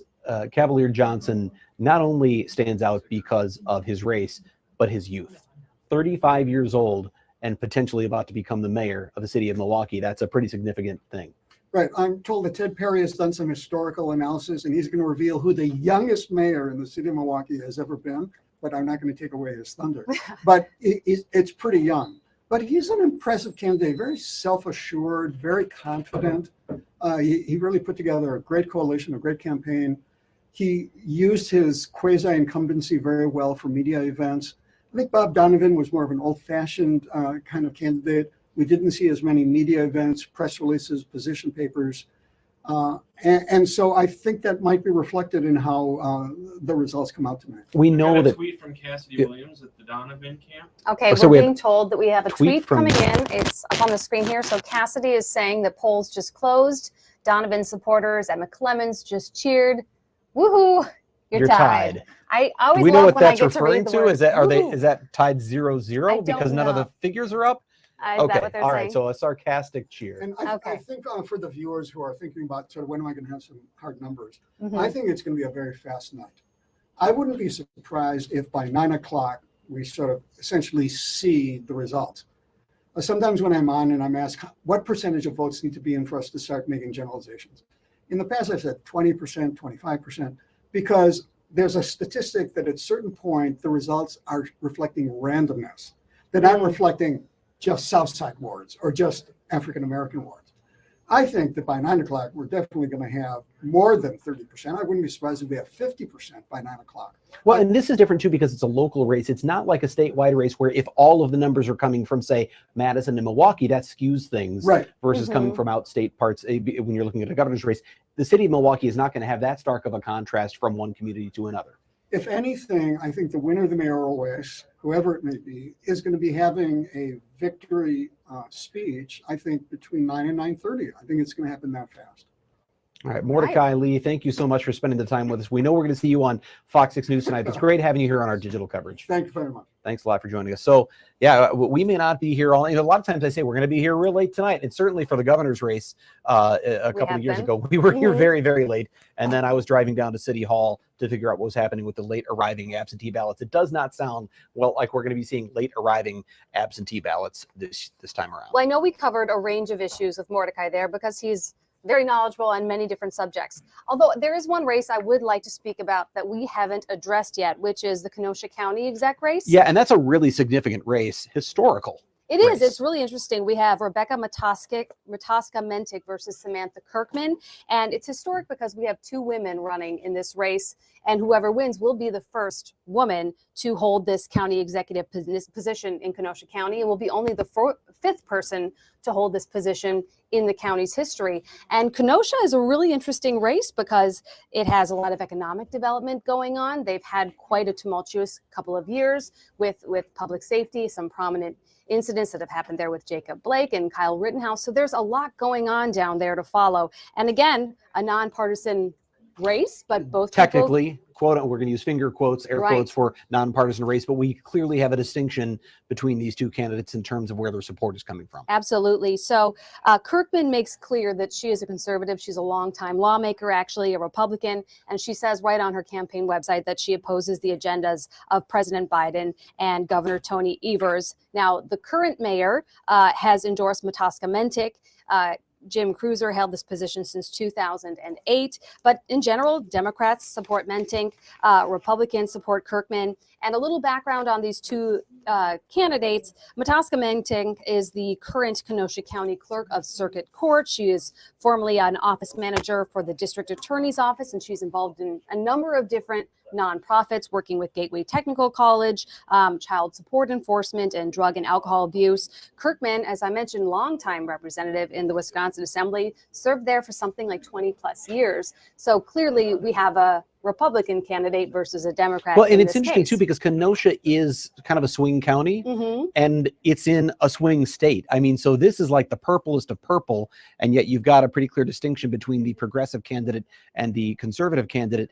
That we also have a background too that's very sensitive that plays out. We just had obviously you had the Kenosha riots, and then all of the issues with Kyle Rittenhouse. Obviously, a real hotbed of sort of political controversy in that community. And now you have these two candidates vying to become the first female county executive. Absolutely. They have both talked quite a bit about wanting to maintain public safety and how the best way to go about that, what their plans would be for that. And I think you mentioned it before, it is really very much a swing state. Donald Trump was the first president, the first Republican to win that county in 2016 since Richard Nixon. And he increased his lead. He won by just 238 votes in 2016. In 2020, he won by 2,700 votes. So this could come down to turnout again. Is the presidential race indicative of a more local race? Turnout is higher for presidential races. So we'll see what happens in Kenosha County, because historically it is very much a swing state. And obviously we've been talking about the Milwaukee mayor's race being one where sort of the outcome seems to be leaning a certain way. Mordecai predicted that it's going to be Cavalier Johnson who will win the mayor's race. That one seems like it's a lot more up for grabs. I think it really is. And the candidates have talked a lot about the best way to pursue economic development. Given its location between Milwaukee and Chicago, it's a desirable place for development. I mean, look at Amazon coming to town. It's growing because there's a lot of people coming into the community because of those very things. Right. The population is up something like 13,000 since 1990. So it's an interesting community to watch how it evolves over time and how it votes in this race. But both women want to continue bringing jobs and business to the area. Kirkman speaks more about wanting an environment that is friendly to businesses, strong transportation. Mentink has said she wants to grow the economy so everybody can have a good job, make a good wage. So again, they're falling into some party lines there, but I'm interested in seeing how that goes, and I'm interested in it because it's an historic race as well with a woman. And by the way, the only county executive race that's on the ballot, at least in Southeast Wisconsin, that we know of, there's so many other races. One we haven't talked about that I'd really like to, and I don't know if Sarah and Cale, if you guys can have this ready to go, I would like to talk about the Hartford mayor's race, because that didn't seem like it was going to be all that interesting. There's only one name on the ballot. It's the incumbent mayor, Jim Mahalik, which would seem like that's a foregone conclusion that the incumbent will win. But then something happened that kind of changed everything. Right. And technically he's running unopposed, but all of a sudden there are 5 write-in candidates on the ballot, and there may be. Well, they're not on the ballot, but they are officially registered. Right. Yeah. Thank you for that correction. Yeah. So, and I know some of them tried to get on the ballot, didn't quite get enough signatures. So when you get your ballot, or it's, I guess, polls have closed, when you got your ballot in Hartford, his was the only name on there. But to be an official write-in candidate, you still have to register. And there are 5 candidates that registered. And we're going to talk about why. But first, I want you to see a piece of video. But we'll get to it in a second here. The reason is, you've probably heard by now, if you've heard it all about this race, we've covered it on Fox 6 News. The mayor was walking into a county committee meeting. He is a county supervisor in addition to being the mayor. He is also running unopposed and running unopposed in the county supervisor's race. But he was walking into a county committee meeting, which is being held at the sheriff's department because of the pandemic. And the sheriff's department's a law enforcement facility. He had a concealed weapon on him and he dropped it. And another person picked it up thinking it was his cell phone, and then whoops, it's a gun, and handed it back. Wouldn't be a problem except that he was in this law enforcement area. But you're about to see a piece of video that comes from back in October that shows why this became such a big deal.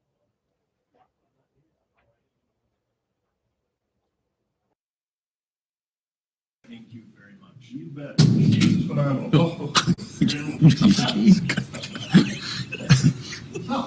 Always dropping things. Okay. See, this really does go off in the bank, doesn't it? All right, so as you can see there, that happened before a council meeting in October. So there were 2 incidents. It was actually right in the middle of a council meeting. Actually, he was giving out like a key to the city to someone there. Gun falls at that time. So he's dropped his gun twice at public meetings in just the last few months. The second time around, the sheriff's department decided that it was actually necessary to recommend criminal charges. So we have an incumbent mayor in Hartford who's facing potentially misdemeanor criminal charges, at least recommended by the sheriff's department. And so these write-in candidates have flooded the race, and you have 2 former mayors of Hartford who are running, as well as 3 other people who've added their names to the list. And not everybody running says that it's because of that incident. There are other reasons that there should be other changes made in the community, but that well, is we saw when the write-in incident. candidates came in. That says a lot that is about what happened here. Now, we're getting some results. Jenna, what do we have here? So I'm seeing a note from Cale here. It says 60% in, I'm assuming this is in Milwaukee, right? Johnson is up 10,000. So with 60% of the votes in, and Mordecai just told us usually in some of these races, when you get to 20 or 25%, we can start to say something about trends. That's 60%. That's a significant number, and Johnson leading by 10,000 votes. There's a tweet from Ashley Sears. Yes, it says acting Mayor Cavalier Johnson has entered the ballroom with his family before his election party tonight. His son is pretending to address supporters. So we know Cavalier Johnson is there. He's close by. Sometimes candidates are hidden away, waiting to see how the results come in. We may see a very early speech from Cavalier Johnson coming tonight, especially with those numbers coming in so quickly. 60% showing him with a 10,000 vote lead. Was it 10,000? Is that what it said? 10,000 vote. All right. And we have another tweet from Ashley. I'll read it. Cavalier Johnson meets with supporters at the Hilton Hotel downtown. So he is there. I'm assuming they all look happy there. Maybe they're watching these results come in. Maybe they're feeling good about what they're seeing so far, and they felt like it was time to show up at the party. Sometimes candidates wait until they have an idea of how it's going to go. Sometimes they don't show up at all. They don't want to show their face if there's any question this could go south, and he's there mixing it up already. Although he's been a lot more visible. I mean, he was visible this morning when he was voting. Yes. So Cavalier Johnson is there at the Hilton downtown. Ashley Sears seeing him mixing it up, talking to some of the people who are there at the party. We're already seeing 60% of the votes in and a 10,000 vote lead. In a governor's race, a president's race, 10,000 votes would be a razor-thin margin. But with the number of votes just in the city of Milwaukee, 10,000 is significant. We know that there were only 60,000 votes cast total in the primary. We have another tweet. Jason Calvi, who was just here speaking with us. He's our political reporter. Milwaukee mayoral results. Cavalier Johnson, 66% so far. Bob Donovan, 34%, with 61% of Milwaukee reporting. And that is a sizable margin, although there's still 39% to go. But interesting that we're getting these results so quickly. I think by the time Fox 6 News comes on, we may have I think you would, for Bob Donovan at this point, you would need those 39% to be coming largely from Southside districts that were heavily maybe weighted toward him. If they are spread throughout the city, that's a pretty strong sign that Cavalier Johnson is going to live up to expectations and become the first African-American mayor of the city of Milwaukee. We're not calling yet, but certainly those early numbers look good for the acting mayor. And obviously, we're going to be giving you more updates as this continues, as more results come in, as the polls closed about 20 minutes ago. But again, office is up for grabs tonight. Oh, I'm going to also remind people that on FOX6Now.com, we do have election results. Because there's so many races right now, we obviously can't talk about all of them, but you can scroll through here, look for the races you're interested in. But again, we have 258 county supervisors on ballots in Southeast Wisconsin, 177 aldermanic and council seats, 159 school board positions, 110 village trustees. And obviously, we can't speak about all of those here. We'll talk about some of the largest races that have the most interest, but you can go to our website and get those results. And it looked like some of them were already coming in. Are you seeing numbers? Yeah, Court of Appeals. So Sarah's telling us the District 2 Court of Appeals we're already seeing with, now that says just 1% of precincts reporting, but you can already see an early total. Can you read that to me? I can't see what that says. Lazar has 685 votes. Okay. To 555 for Kornblum. So obviously that's a very early number, and those numbers are going to start tallying up as the day goes on. That's also a larger race. It's not just city of Milwaukee, so it's a lot bigger area to draw from. So it's probably the addition, the math is going to be a little slower on that one. Now, I'm assuming people can go to the main fox6now.com page and find a link to the election results landing page. Election tab right at the top. You can go there. You can follow those. We hope you'll do that on one device, though, while you're still watching us here, because we've got a lot more to bring you throughout our coverage tonight. There's so many things we haven't talked about yet because there are a lot of races. It's funny. It's a spring election. Sometimes people go, spring election, not as interesting, not as much going on. But there is so much that affects your local community that's going on right now. We talked earlier about referendums, and we just touched on one, which was West Allis, West Milwaukee. $149 million in that one to close 2 schools and merge them into 1 high school. But a couple of other big ones in the North Shore in particular, Fox Point, Nicolay, 2 referendums there, big dollar amounts, and maybe even some overlap. Yeah, absolutely. There are some people on the North Shore in the Fox Point area, Bayside, that are voting not only on a referendum for their high school, but also their elementary school and their middle school, which is in a separate district. We mentioned earlier some of the largest referendums with the highest dollar amounts, obviously West Allis, West Milwaukee, looking to merge those 2 schools, Nathan Hale and West Allis Central High Schools, creating 1 consolidated school. But there's also Nicolay Union High School looking at at $77.4 million for facilities. They've talked about a new secure main entrance, updating their restrooms, locker rooms to be ADA compliant. A lot of athletic facilities. There is the athletic facilities, but also there's the heating and ventilation, Oh, electrical see, it lighting. seems uninteresting until you realize that your school district has to pay for all of those things Right. to upgrade them because they're breaking down. So certainly an investment in the future, I guess the But you supporters mentioned would say. athletic facilities as well. So there's some other big items that are on that Now referendum that's as Nicolay, well. but then of course you mentioned Fox Point, which is the elementary and middle schools that feed into Nicolay, or at least some of them, one of them, and they're looking to add a brand new middle school, yes, and to renovate an elementary school. That's another $58.5 million. So if you're in the district that feeds into those schools and then also into the high school, the Nicolay High School, you have two referendums or referenda. I keep going back and forth, but you have two of those to vote on that could significantly increase your taxes. And I can say for the Nicolay Union High School referendum, the cost for someone with a home about $250,000. That would be $280 a year. That's for Nicolay Union. For Fox Point Bayside, the cost for a $250,000 home again would be about $580 a year. So if you add those two together, it's almost $800 a year. Right, and it's for a interesting to see if home. one passes and maybe not the other. Well, but and we also know, by the way, some of those homes may be not $250,000. They may be well, more. they might be. For a $400,000 home, Nicolay Union was $445 a year. For Fox Point Bayside, a $400,000 home was $930 a year. You're talking a $1,300 hit for those two things. Obviously, those are just among the many referendums in Southeast Wisconsin. And we talked about the total dollar amount, $1.26 billion that are being voted in referendums across the state. It's not the first time there's been a big figure like that. In fact, referendums have been kind of a popular way for school districts to go about funding some of these big capital projects or just maintaining their current operations in recent years. And I actually looked over sort of trends. Where is this going? If you go back to 2018, referendums were passing at a 90% rate, which is virtually a slam dunk. If your district can just get one on the ballot, they're going to get the money.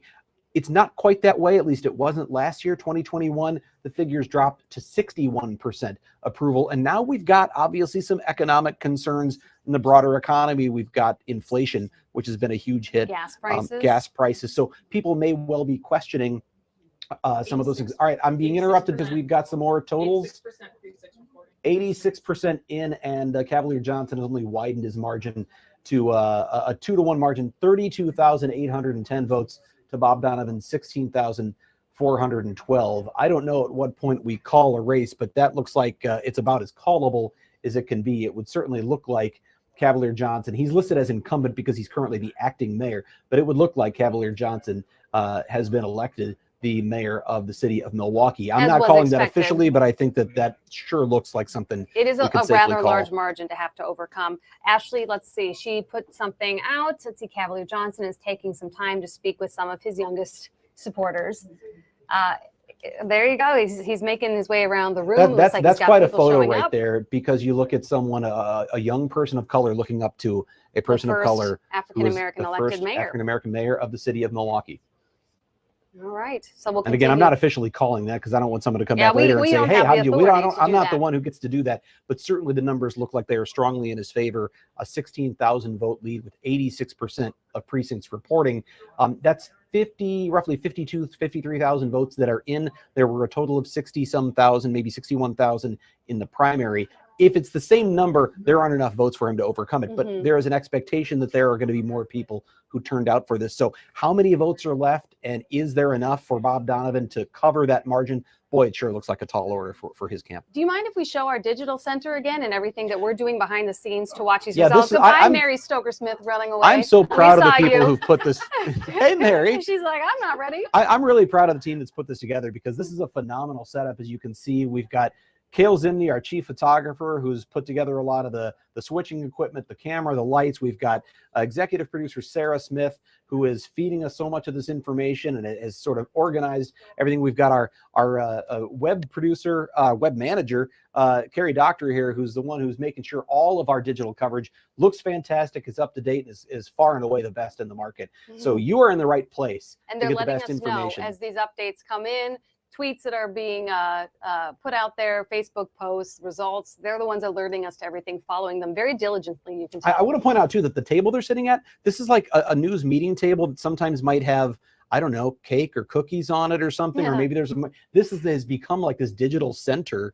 It's a phenomenal sort of ad hoc studio. Yeah, this is the most we've had set up for an election night, and I imagine it won't be the last time we do this, because obviously many more election nights to come. There are so many races. I do think the referendums, we were talking about that quite a bit. I think that's going to be what drives a lot of people to vote today. Obviously, everybody wants good schools for their kids. We'll see if the timing of this is difficult for some people with, you mentioned inflation, with gas prices, but some of the things they're looking to do are, maintaining buildings as well, which obviously is a concern for these districts, and some are asking for a bit more. But well, in smaller districts, some of them, it's literally about maintaining what they have. The state sets a revenue cap, and you can only raise so much, you can only spend so much without going to the voters for approval to do more. And some of these districts are going back, just saying, give us an extra $500,000 or $600,000 a year so we can keep what we have right now. So here's a tweet from Cassidy Williams, who is with Bob Donovan's camp. There's Donovan watching his phone as the results come in. That was she sent that tweet out when 61% of precincts were reporting. Obviously, we don't see Bob Donovan with what looks like a cold beer right in front of him, and watching the results come in just as the rest of you are, as we are. He certainly can't like those numbers early on, whether or not they're a surprise. Maybe not. He said he was an underdog. He knew it. I'm sure he hoped that particularly the issue of crime being number one might be the thing that would rally enough of his supporters to help him close the expected gap. But so far, it looks like it hasn't done the job. Right, but he has been in this position before. He has run for mayor before. So we know Bob Donovan is resilient if this race doesn't go his way. But obviously, he's a man of his people. He's there in the bar. We drew a contrast before between him and his intimate setting, and we have Cavalier Johnson in this bright room. Maybe it has to do with the crowds they were expecting tonight, but it's fun watching those parties, getting these little insights into what's going on. It's fun having it's Bob Twitter Donovan staying true to posts. himself. I mean, that's Very where he much. was born and raised, the South Side. He's Irish through and through. He's at an Irish pub. That is definitely his sort of home base. He's with his people, and he's where he is most comfortable. Obviously, he'd like to see these numbers turn around. We'll keep you posted. But again, with just 14% of precincts left to report, the numbers don't look promising for the former alderman. All right. What other races should we talk about? There's so many. Gosh, there are.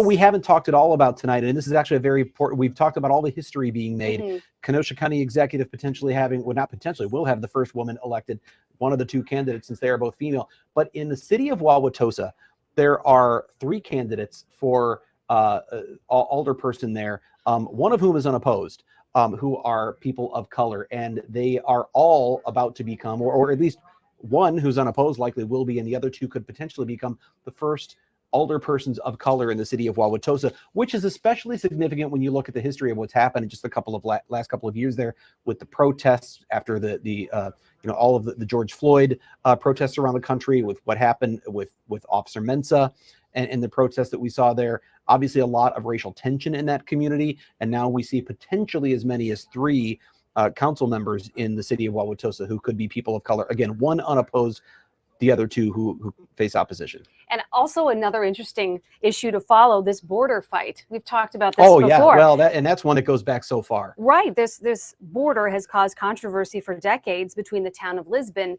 and the village of Sussex. Yeah. It's a feud that's been around longer than many residents have been alive. And this is like small town politics at its most small town politics, because this is over just a small number of homes, a small amount of land, but over whose side is it on? And there's been a battle because the town of Lisbon wants to incorporate and become a village itself, and they've accused the village of Sussex of over the years of blocking their efforts. The village of Sussex has had made its own counter accusations. They seem to have come to an agreement, a deal, but the voters have to confirm that, and that's what's on the ballot. And I want to mention the golf carts in Union Grove. Another one of the most Wisconsin type of referendums. Would you be in favor of the village board approving the operation of golf carts on certain village roadways? That is in Union Grove. In Union Grove. And I think Palmyra has one similar, don't they? I think there might be a couple of those. That one's beyond me. Do you guys know that? Is it just Union Grove? I don't know. I thought somebody said Palmyra. But I know that Union Grove has this. So whether or not you can operate UTVs, 4-wheelers on public roadways, I think with a speed limit of 35 miles an hour, perhaps. I don't think you can take them Let's on see the what it freeway. says. Those having speed limit of 25 miles per hour or less, allowing the crossings of Highway 45 and 11, hyper local stuff, right? Where such roads have speed limits less than 35 miles per hour. And you can find the results of that. I'm sure that's probably on that election results page at fox6now.com. If you land there, Sarah, I just said that. Now Sarah's jumping into action to check and make sure I'm Can right. you find if it's true, she's Union going to Grove confirm that race? and we'll tell you, so you don't go scrolling through all of them to find out it's not there. Well, we're also having some communities look at cutting their common council, the number of members. Well, Wauwatosa, Wauwatosa, where we're talking members. about those, they not only making history in terms of potentially people of color being on the council, but cutting down the number of council members. And I have to thank Jason Calvi for putting together some of these notes for us, because he's followed all of this attentively as our political reporter for months now. Yeah, so we've been preparing for the last few days for this, and we just keep going. Jason, can you tell us what you have? Jason, could you share your notes? Because Jason covers this every day. Yeah, he's done a really good job of highlighting some of these big races, but also these smaller things that I think a lot of local communities are really going to be interested in. I'm interested in this border fight just because I think it's really interesting, and it is a small town. And they always issue say at its all best. politics is local, right? The best, or maybe the most intense politics oftentimes is local. And these are the things that are happening at the very hyper local level, whether it's who you elect to your local school board, the trustees who will run the village board, the council members who will run the city council. We had sort of a laugh about the fact that there are 6 sewer district commissioners. You don't often think about electing a sewer district commissioner, but it's an elected position in several of these communities, and they're up for a vote. Well, you get charged, I suppose, for your sewer service. So there are all sorts of people. There are 27 judges, and a lot of the judges a lot of them are not opposed, and that's other than the District 2 Court of Appeals race, where we know it's a very passionate and partisan race, even though it's officially nonpartisan.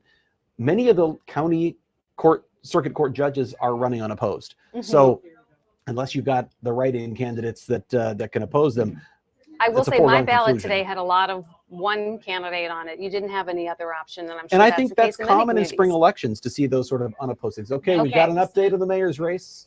98% of precincts reporting, and Cavalier Johnson's lead has only increased now to nearly 20,000 votes. It's 37,488 votes to 17,979 for Bob Donovan. That is nearly a 2-to-1 lead, 68% to 32%. And I guess that's more than a 2-to-1 lead. My math was poor right there off the top. That is more than a 2-to-1 lead with just 2% of precincts reporting. Again, I'm not a statistician, not allowed to call it, but I would say that's about as much of a called race as you can get. I would imagine we are not going to be waiting very long for Cavalier Johnson to be stepping up to the podium at the Hilton downtown. Again, Milwaukee's first African-American elected mayor. We saw that picture earlier of him speaking with a young African-American boy, what this means for people in the city. And he's an interesting person who grew up in the city, went to high schools here, and relative newcomer to the political scene, just becoming a member of the Common Council in 2016. Sarah's kind of got her hand in the air like she wants to. Yes, there we go. more Okay. results. All right. Oh, Jason Calvi's got some results here on the. We've talked about the big referendum in West Dallas, West Milwaukee. And early on, well, actually, that's not early on, 75% reporting. It is not looking good for that referendum. 61% no votes, 3,779 to 2,385. That's a tough one. Not only is it a big dollar amount, we talked about when you talk about closing 2 high schools, some of the opponents have said they saw some inefficiencies there because there are some things that would be torn down that were still relatively new and useful. Auditoriums or cafeterias. Right, but you also just talk about something that people are attached to. You have Nathan Hill High School and you have West Dallas Central. There are rivalries. There are schools people graduated from that, would forever be potentially lost. So that can be a difficult thing to overcome. We had done some reporting inside of these schools. This teacher is saying this electrical outlet doesn't work. It hasn't worked for a very long these are time. old buildings, so they've been around for a long. There are some people who said they came back to their school and nothing had changed in many, many years. So it's not to say there aren't some needs, but that's a big chunk. And so far, voters are saying no. Overwhelmingly no. But the argument was that this would save money in the long term, consolidated because costs. West Dallas, they're losing, as a lot of school districts are, they're losing students. Enrollment is declining. And so that talk is you save money if you have 1 school building instead of 2, right? But even in this report, one of the students mentioned the rivalry, right? So the idea of bringing these schools together you know, there's a rivalry there between schools, of course. But again, they had argued that these facilities were aging, that there was too much space that wasn't really effectively used. But so far, it's looking like the voters are saying no. But again, we spoke earlier about the climate right now and how it's different from just a couple of years ago with inflation and gas prices. And you have to wonder if some of these referendums will be impacted by that. Sarah, I'm going to ask you something since we're just wall to wall here. Is there any possibility, since the news doesn't start for another 20 minutes on Fox 6, is there any way Ashley can join us to give us some idea what's going on there, or is it too close to news time for her? Ask her. If she can't, we understand. You can turn on Fox 6 News and check out what's going on in about 20 minutes, because I'm sure she'll be toward the top of the show since she is at the Hilton downtown with Cavalier Johnson. Right. And we have some actually other stories we could run right now that we have reported on previously, because we have talked about the Kenosha County race. Would it be possible to run up that story? Because I think we should mention again. Kenosha County Executive? Oh, yes, Kenosha County Executive. Yeah. Sorry. That's in the historic race tonight. We've got 2 women running for who could be the first person in that position. Rebecca Mentink, right? Mentink, yep, and Sam Kirkman. And Sam Kirkman. And so we're going to run that piece now. You can hear a little bit of background on that historic race. Kenosha looked a lot different in August 2020 when it gained national attention for this. Now those who want to lead the county tell us their plans to fight crime. We have to support the sheriff. We have to support law enforcement. We have to support lawfulness. Public safety is one of those things that I hear about all the time. As the county exec, I'd like to work together with our community partners to try to combat it. It's a nonpartisan race, but for years they both ran as members of parties. Of course, Rebecca Mentink, a Democrat. The courts run on a neutral basis, and I'm just going to continue that type of leadership moving forward. And State Representative Samantha Kirkman, a Republican. I'm a conservative, I'm a Republican, but I'm running for this nonpartisan position. I have always worked across the aisle. In between Chicago and Milwaukee, Kenosha County, a gateway to Wisconsin. We're a big boom in terms of economic development. We're bringing jobs in, we're bringing big corporations in, and that's going to affect, the entire I-94 corridor. The county touts itself as the state's hottest for economic development since 2013, adding more than 12,000 jobs. When people have a job and they have a place to live and they feel safe, the businesses will come, and people will want to be employed by those businesses. Kenosha County's population's also growing. In the last 30 years, up 41,000 people. A growing battleground county in a battleground state. Jason Calvi, Fox 6 News. All right, so we want to point something out while you were watching and listening to that.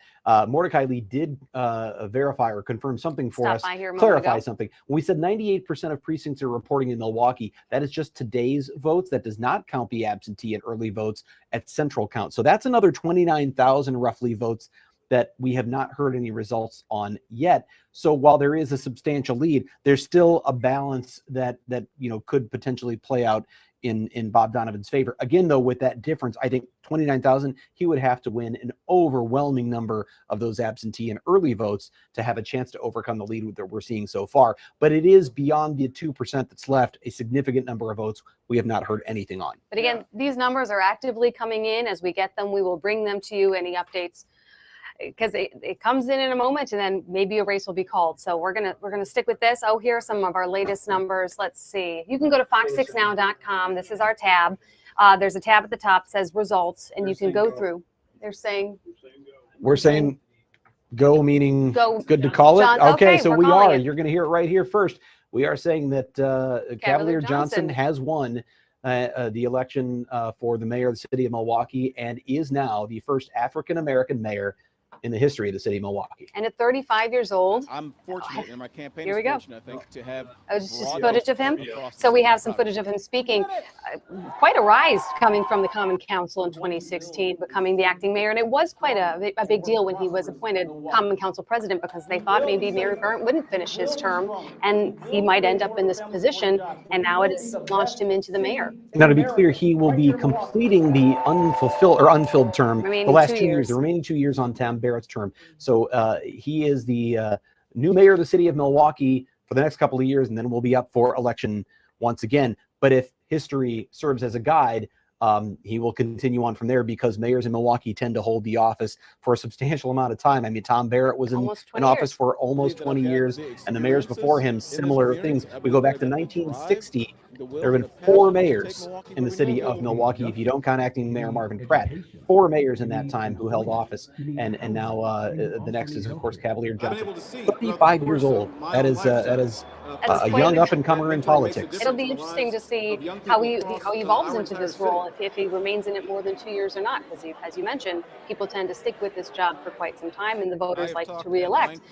But I think we all knew this was how it was going to go. We knew that Bob Donovan was the underdog.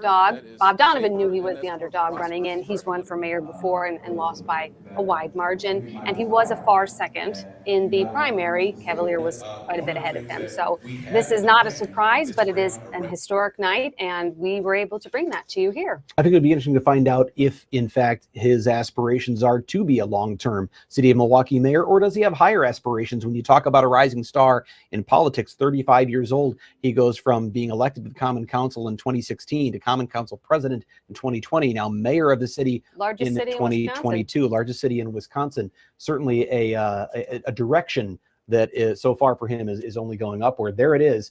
Milwaukee Mayor Cavalier Johnson, elected here tonight on April 5th, 2022. And obviously we have Ashley Sears at this event for him tonight at the ballroom.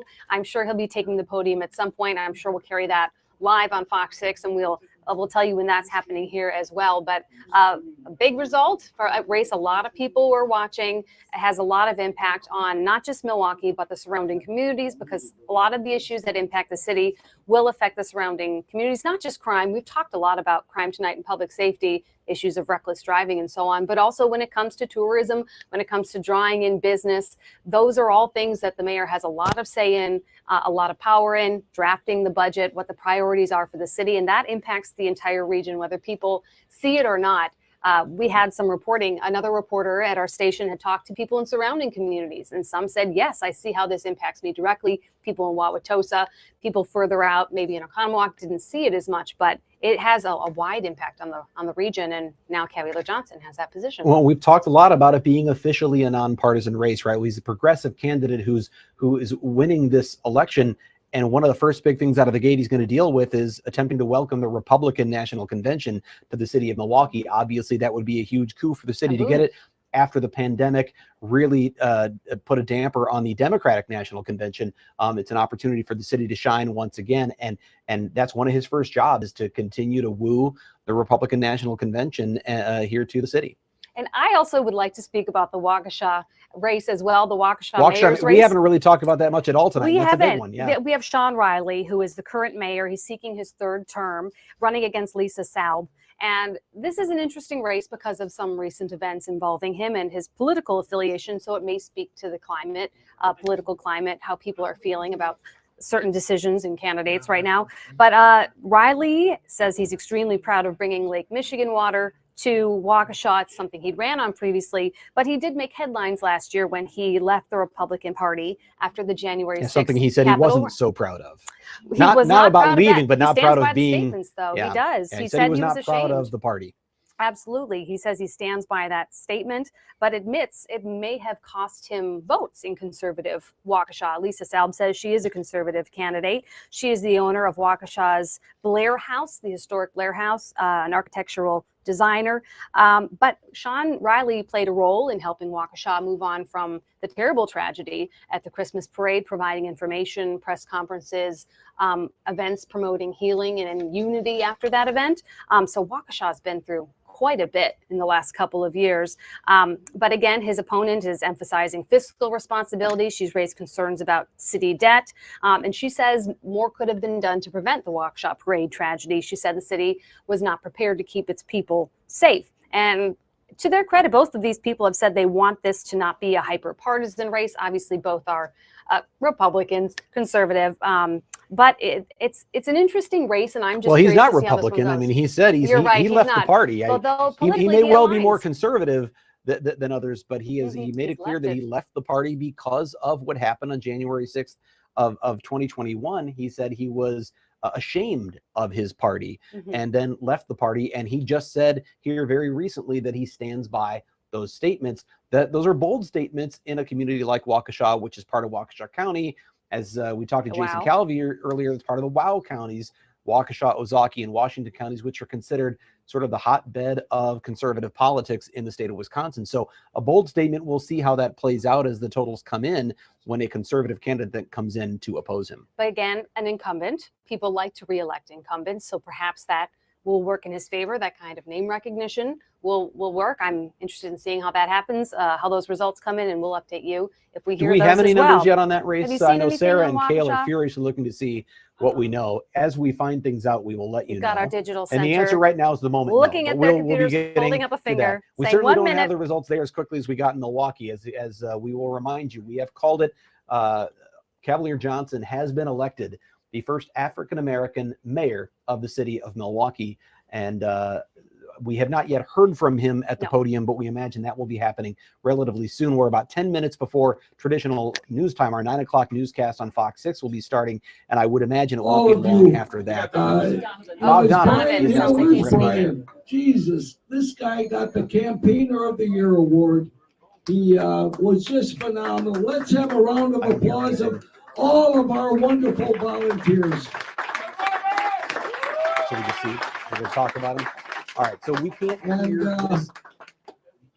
Again, I thank you from the bottom of my heart. I love all of you.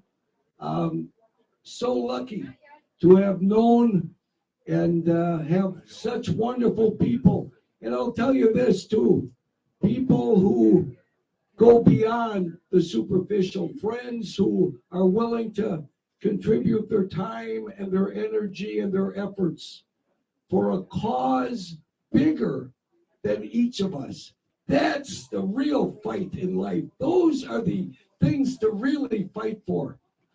The causes that are bigger than the personal goals or objectives of one individual. And so, again, I say thanks. Hoping you can all stick around. We've got a lot to celebrate. Let's celebrate our friendships tonight. God bless all of you. Thank you.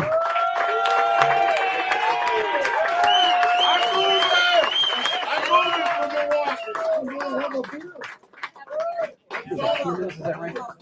So Kieran's Irish Pub on the south side of Milwaukee. There's Bob Donovan offering his concession to the new mayor of the city of Milwaukee, Cavalier Johnson. Who I expect we will hear from soon. We will bring that to you as well. But he mentioned his speech that he was celebrating friendship. He does have a lot of people who he has been loyal to and who have been loyal to him over the years. I'm sure he had people there with him tonight. You could hear some of them cheering, but he spoke of those personal relationships. And you don't spend 20 years in local politics if you're not passionate about those relationships. And he is clearly very passionate about those relationships as well. He's passionate about the South Side. We know he served 20 years in on the Milwaukee Common Council and on the South Side District. One of the stories I remember most in talking to, here we go. We're gonna look at a quote or a tweet from Cassidy Williams, quoting the speech. There's never any shame in wanting something badly and going after it. And he wanted it badly enough that he came out of retirement. Bob Donovan retired from the Common Council after 20 years and then got the news that Tom Barrett was being bumped up to U.S. ambassador to Luxembourg by President Biden, opening up the last 2 years of his term. And he told Stephanie Grady, I had to get involved. I had to go for it. He feels passionate about this city and the things that he felt that he could come in and change, especially at a time when we know crime is such a huge problem. And that's really an issue that is near and dear to his heart, is fighting and battling crime in the city of Milwaukee. It'll be interesting to see how quickly Cavalier Johnson attacks some of these issues that are plaguing the city, the reckless driving. Yeah, he's got the hard job ahead of him now. Right. Tonight's the night to celebrate the campaign, but it is not an easy job. There's a lot on the line for the city of Milwaukee, and it is now Cavalier Johnson's job. It's his privilege. He is the one who is elected to the position tonight to take on those responsibilities for a city that's central to the entire We region. have a homicide rate that last year was a record, and we're on a pace to nearly double that right now, maybe more than double that. We've got reckless driving that obviously is a huge issue. Drug overdoses continues to be a really serious problem. So many things on just that level, car thefts and other things that are obviously a bit. So he's got his work cut out for him. And all of that's happening at a time when the city's budget crunch is about to get a whole lot worse because of the pensions. When the pension costs are about to skyrocket from roughly $75 million this year to something like $130 million next year. And it's only expected to get higher from there. Cavalier Johnson has said that he wants to try to work with the state of Wisconsin on coming up with some solutions to try to manage some of that. We'll see how willing the legislature and the governor are to work with the new mayor on that. But the city of Milwaukee is facing a really big budget crunch, and it could be one that impacts just about every taxpayer in the city for years to come. And on the issue of public safety, which was top concern of a lot of people who spoke with our Mary Stoker Smith when she went out to speak with the community, they identified crime and reckless driving and their concerns there. And he had talked a lot about out of the box thinking. Perhaps that's something a 35-year-old would be interested in highlighting. Programs for youth, employment programs, options for keeping them off the streets, involved in other things, because a lot of this does involve members of the youth. The one woman in her story mentioned the Kia boys and then a scary encounter she'd had with them. So he's got some out of the box ideas, and we'll see how those work. We mentioned the hop earlier. He is more of a proponent of the hop, seeing that as a boon to the city. So we'll see how he handles these issues. But you're right, he does have a great deal of challenges. Now, I saw Sarah just run off. Kayla, I don't know if you can do this. At some point, I want to go back to our Insta poll, the original Insta poll on the things beyond crime that people would like to see the mayor do. And the reason I want to bring that up now, if we can get to it, well, not this one, but there's the other Insta poll, although that one's also still interesting.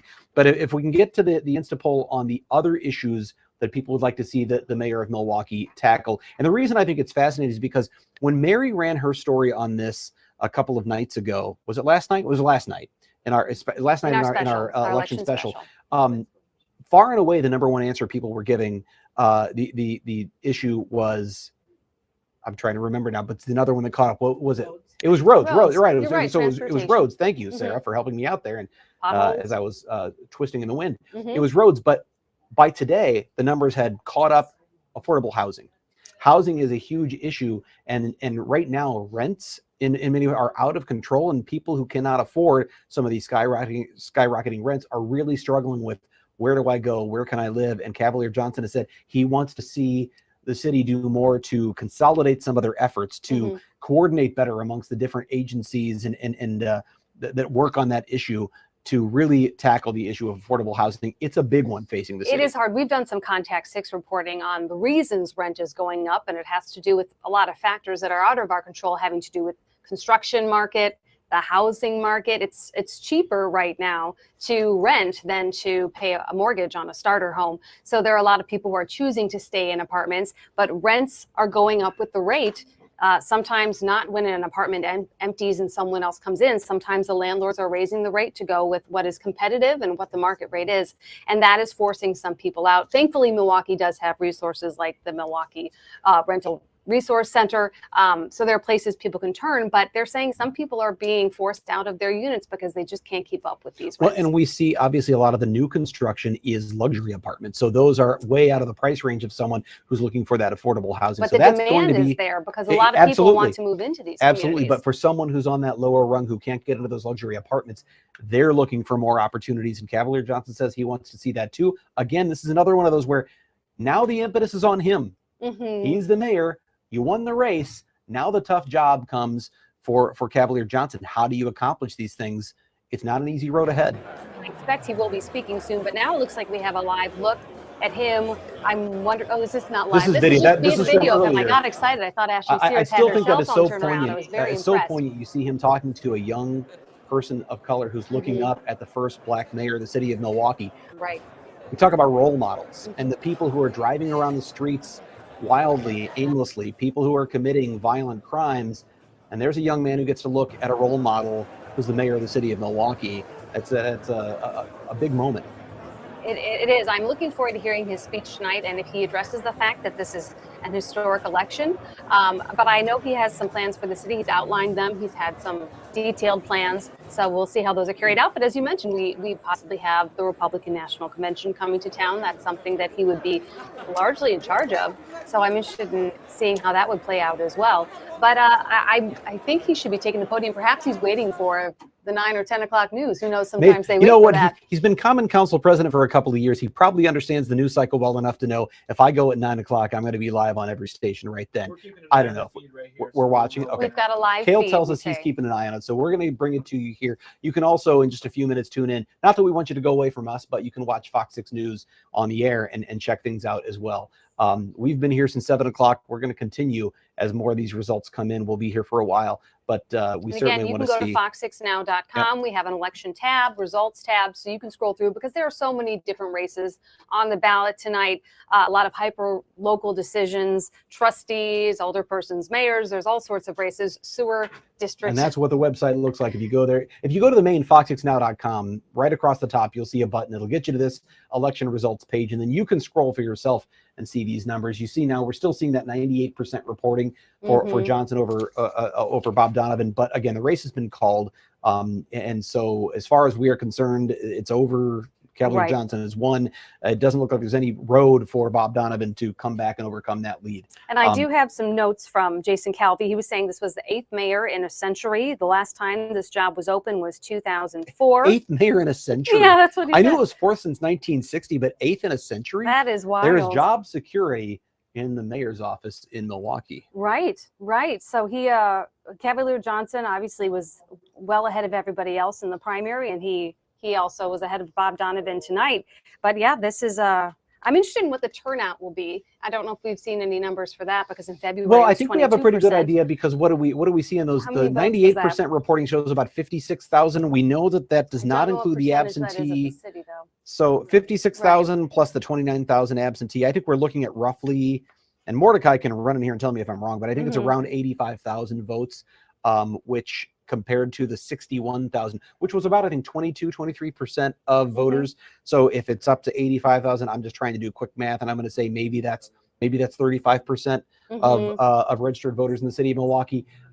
For a spring election, that's a decent turnout. It's not as high as the election commissioner earlier had said she was hoping for. She had said she was hoping to maybe see 45, 50% at the primary. Yes. Then she backed down expectations because it didn't quite meet that for the primary. She said she just wanted to see better numbers. And if we're at 35%, those are better numbers. And I'm just doing rough math. So don't hold me to that.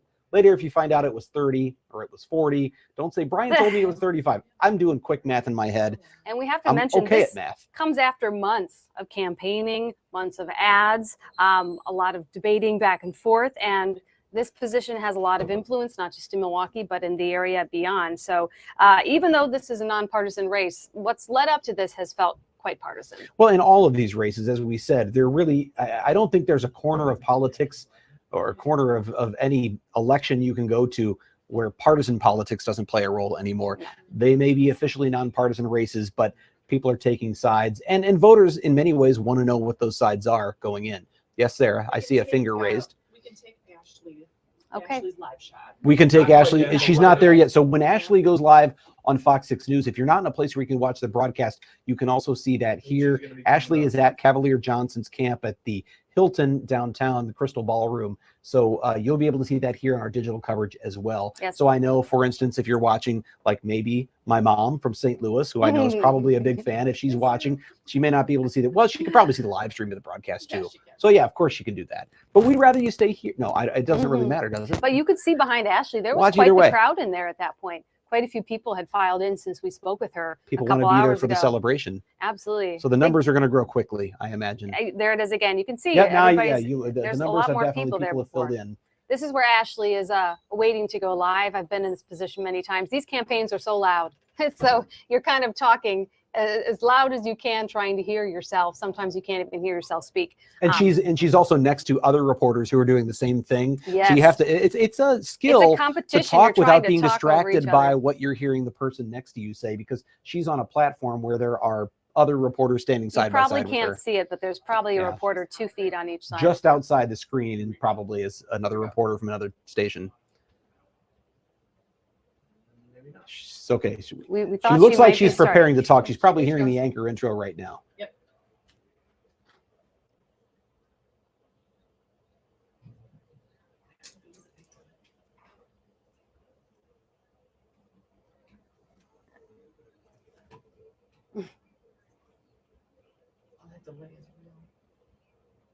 You know, her daughter's at home right now just hoping for a balloon.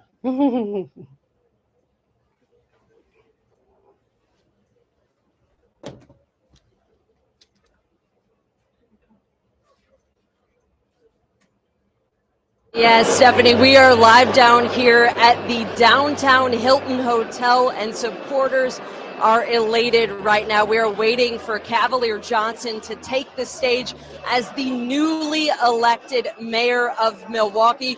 We heard a huge roar in this room tonight when the race was called. Mayor Johnson made an appearance at the party, shaking hands, taking photos, thanking those who have helped him throughout this campaign. This morning, he told our cameras he was feeling good about the work he put into this and the outcome. Johnson announced he was running for mayor in August of last year. At the time, he was Common Council president. He became acting mayor in December when Tom Barrett left office. Tonight, he makes history as the first African-American mayor elected in Milwaukee. We are waiting, as we said, for him to take the stage and address his supporters, and we will bring that to you live as soon as he does. Back to you. Right, and obviously it's always fun to be at the winning party. There's a lot more energy, although Donovan's supporters seem pretty happy as well with how he had stuck his neck out there and tried again. He said there's no shame in pursuing something that you feel is the right thing to do. This one didn't have as many sort of when you're at these watch parties and the numbers are coming in and they're shifting back and forth and you feel the energy of the room change or the air come out of the room. We've seen that with governor's races where you're with one camp and there's a lot of excitement and then there's a shift in numbers and it just goes silent. And a lot of times they will have different TV screens up in the room. They may be watching results scroll across the bottom.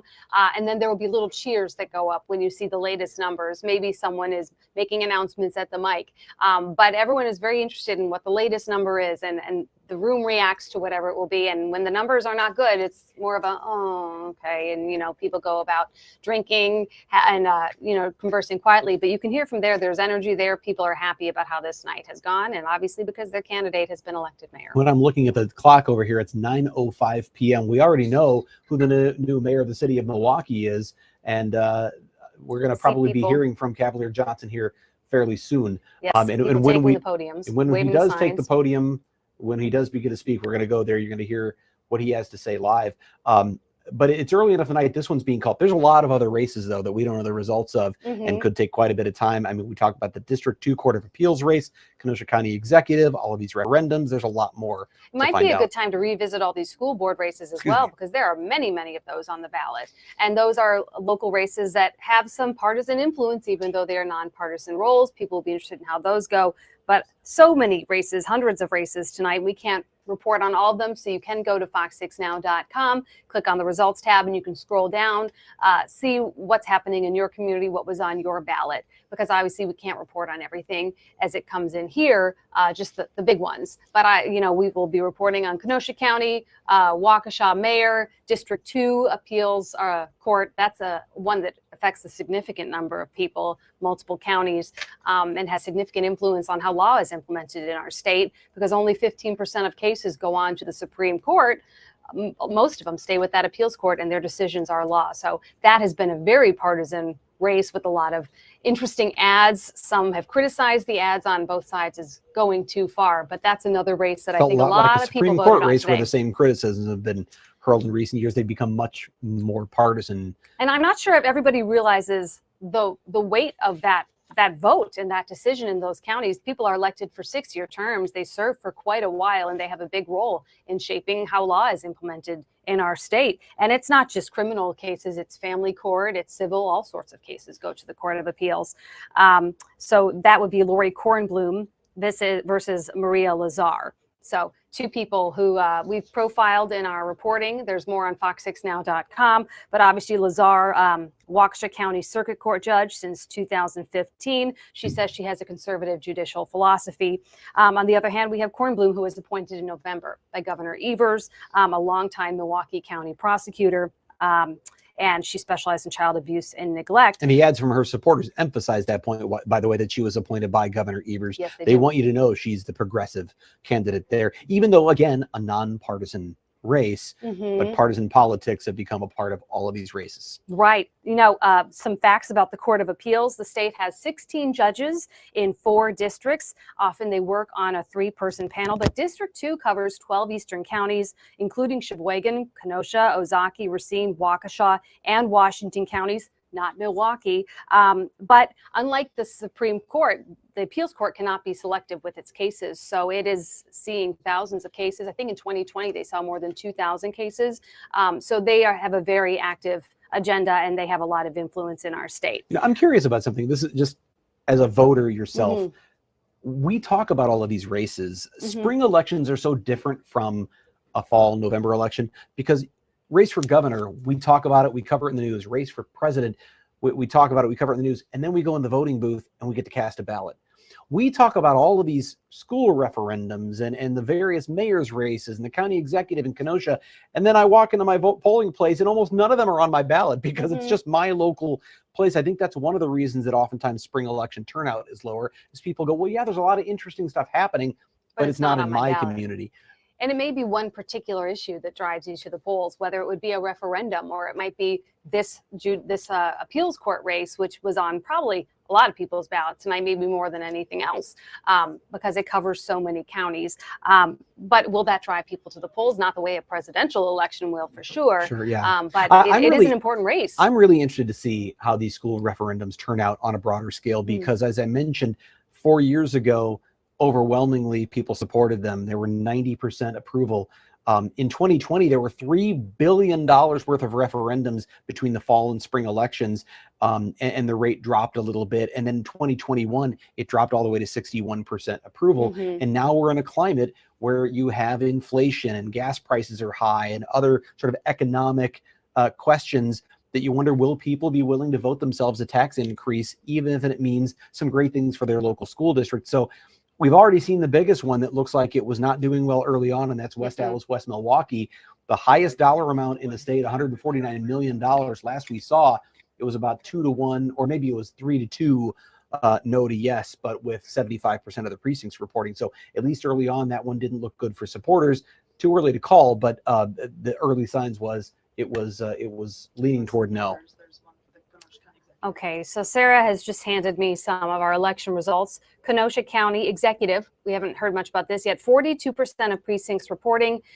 Sam Kirkman, 58%. Rebecca Mataska-Mentink, 42%. Samantha is a known conservative. She is a Republican State lawmaker. Assembly person for a number of years. Right. So far, she is up by 16% with 42% of the vote in. But that's also a big race because this person will be the first female mayor of Kenosha County. County executive. Oh, I'm sorry. Yeah. I keep saying we talked about so many Kenosha mayors, County yeah. executive.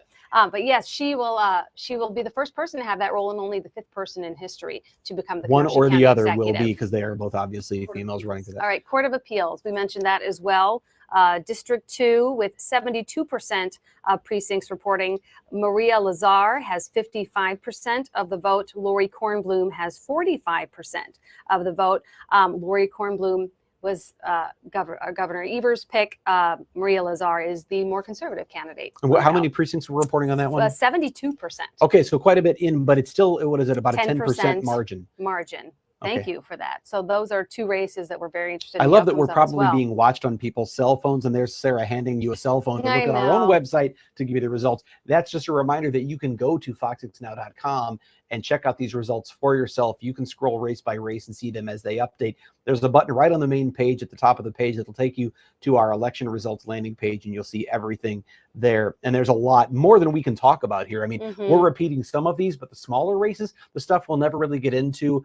You know, each community's, there's a lot of counties that have a whole slate of county supervisors that are up for election. or they have a whole slate of trustees or a handful of council members. And we're not going to be able to talk about each and every one of those, but if you're looking for those results, you'll be able to find those as well. And we talked at the beginning of the night, just the sheer numbers, 11 counties in southeastern Wisconsin. And that includes, I'm talking Dodge, Fond du Lac, Jefferson, Kenosha, Milwaukee, Ozaukee, Racine, Sheboygan, Walworth, Washington, Waukesha.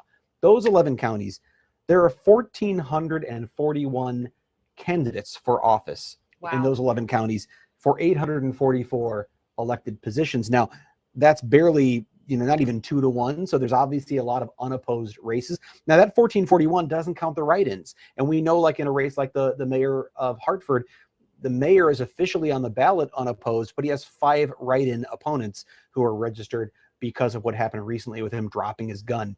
So there is, even beyond the 1,400 candidates that are officially on ballots, there's all sorts of write-in candidates. So there's a lot to sort out in the coming hours, coming days. And again, the fox6now.com election results page is really the place for you to keep up to date with each of those individual races. Right. School board races, as we mentioned before, have become more contentious with political parties offering endorsements of candidates. A lot more signs in communities. You could argue this is a good thing or a bad thing.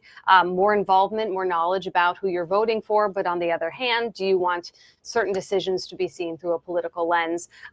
But there's a lot of interesting races tonight for sure. I want to just ask, by the way, you guys are you're monitoring for Cavalier Johnson, whether so no buzz yet that he's up there, but when he does, just a reminder, we will be going to Cavalier Johnson for his first speech as the mayor of the city of Milwaukee. Milwaukee's first mayor, a new mayor in 18 years. First new mayor in 18 years. Obviously, Tom Barrett is now the U.S. ambassador to Luxembourg, as appointed by President Biden. Has 2 years remaining on his term, so that's what Cavalier Johnson will be filling, is those remaining 2 years. And then, of course, we'll be up for election again in 2024. So we'll be talking about a race then. We'll see, of course, if he's challenged, but obviously, he will be going right back before voters in a couple of years. And if you're just tuning in, obviously Bob Donovan offered his concession speech earlier, and Cavalier Johnson has been elected.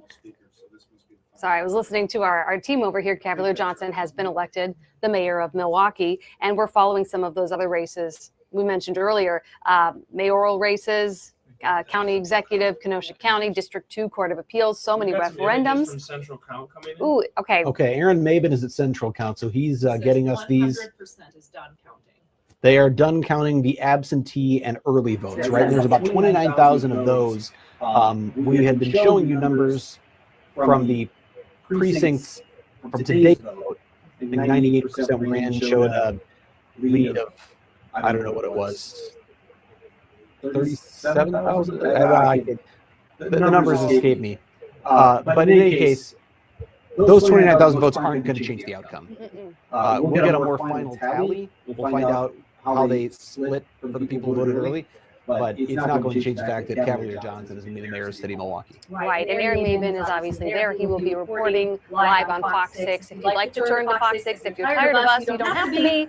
But you could turn to Fox 6 and see some of those live reports as well from our team of reportors who also do a very good job Who out could be there. tired of us, Jenna? Come on. Nobody's tired Nobody. of You us. can They've listen been to us with us talk for all night long. 2 hours and 15 minutes. That's, my wife says I hear you talk enough, probably, if she's watching this. But we've mentioned several other things. I have some background on Cavalier Johnson, our new mayor, 35 years old.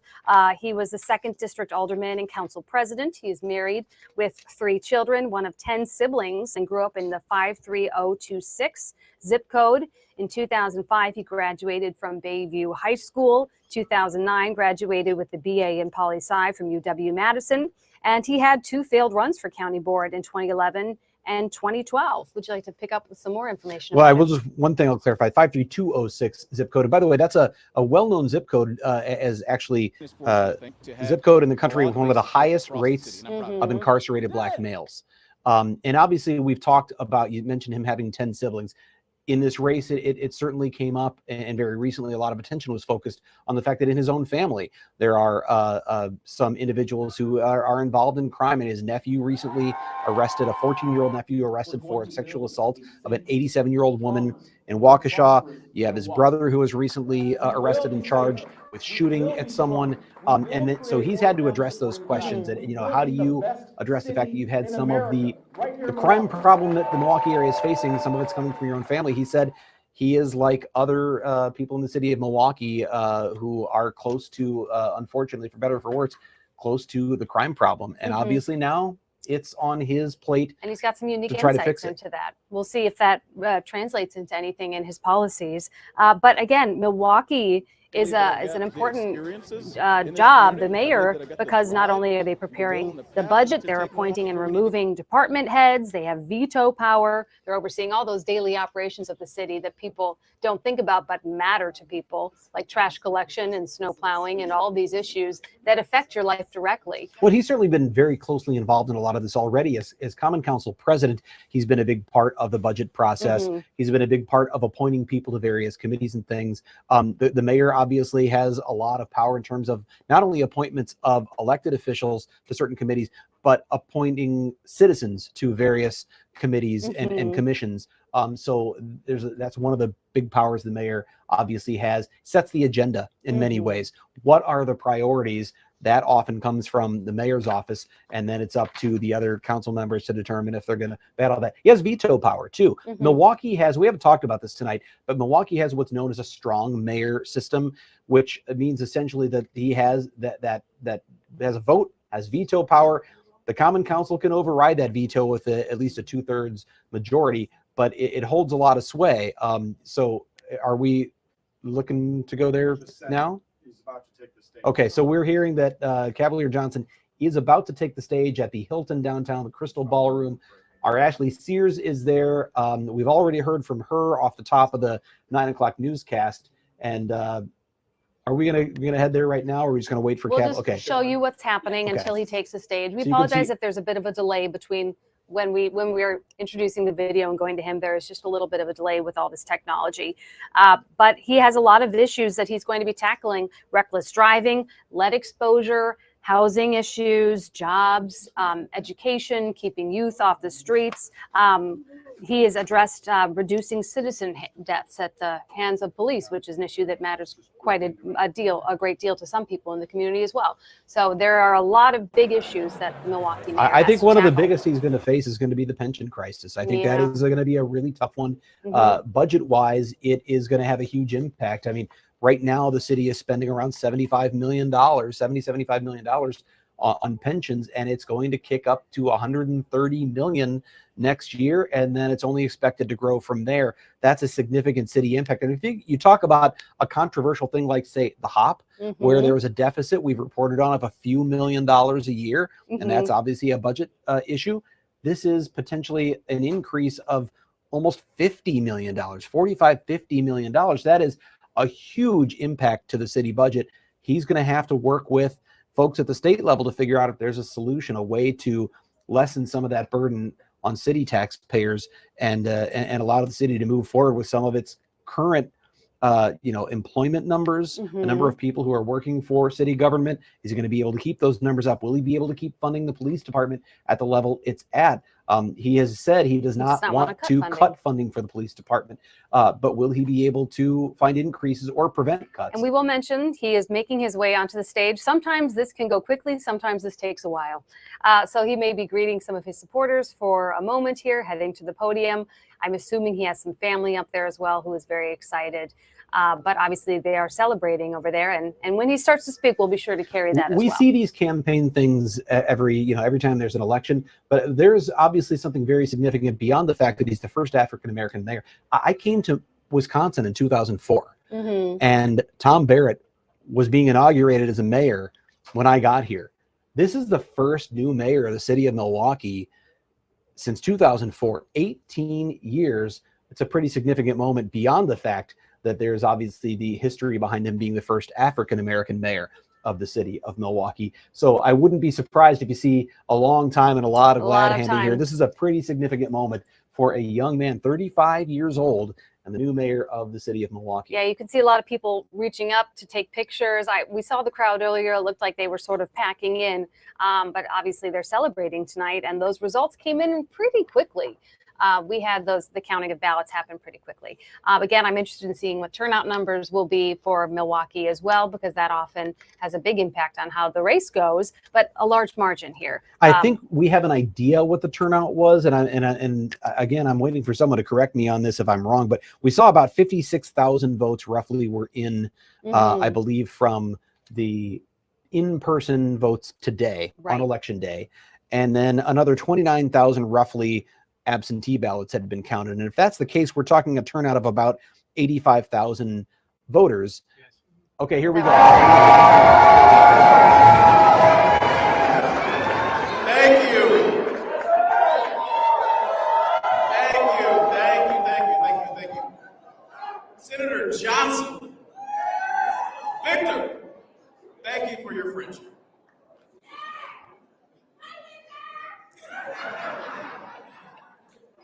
Well, Milwaukee,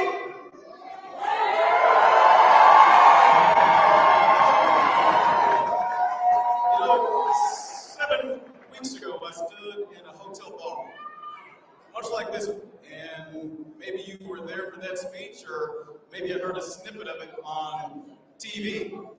Our message then was simple. It's been my message this whole campaign, that we want a safer, a stronger, more prosperous Milwaukee. I also said this city is wonderful, it's beautiful, it's sometimes heartbreaking. And I said we needed to have a big, bold vision. I said we needed to stand up for one another. And now, today, tonight, this city, for the first time in our 176-year history, has elected its first black mayor. We did it!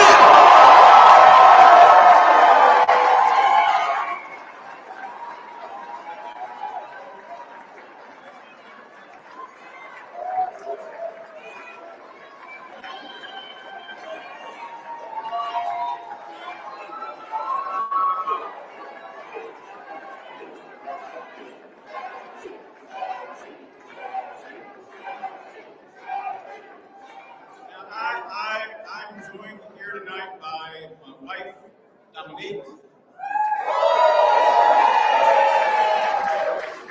and my children, and I could not have done this without them.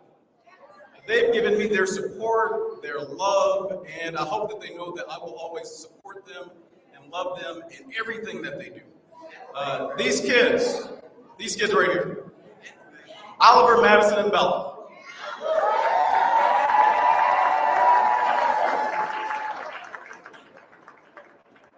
They're the reason for our very being. We want a home that is loving and nurturing and stable. That's what we work hard for every day. And we want our city also to be loving, to be nurturing, and to be stable too. That's why I ran for mayor. And now tonight we've taken a key step on the road towards renewing our city's promise. We've got a lot to do. We've got to address our crisis of gun violence and unsafe streets. We need to restore our neighborhoods. We need to create jobs and grow our city. And we also need to repair the broken relationship that we have with state government. That's what I've been talking about on the campaign trail. That's what I'll be working on in the mayor's office in the days, in the weeks, and the years to come. But let me take a moment here for gratitude. Of course, I'm grateful for my family, and Dominique, I love you.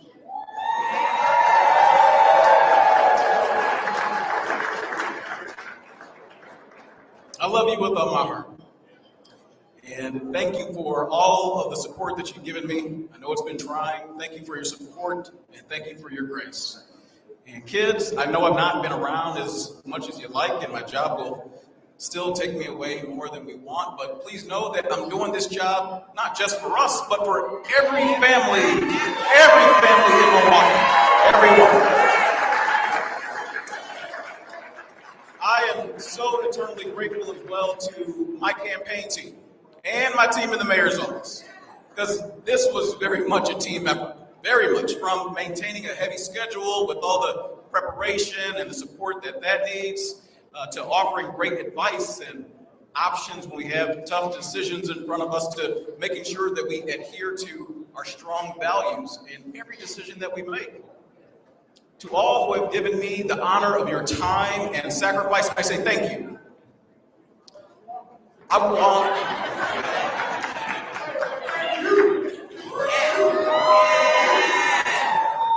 want to thank our volunteers as well, those who gave time to put up yard signs, to make phone calls, that knocked on doors, hosted meet and greets, gave your hard-earned treasure. To you, I say thank you. Thank you so much.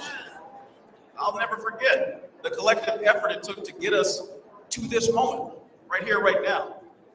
I want to thank the men and the women who paved the way for me to be victorious on this stage tonight. I'm talking about the Trailblazers.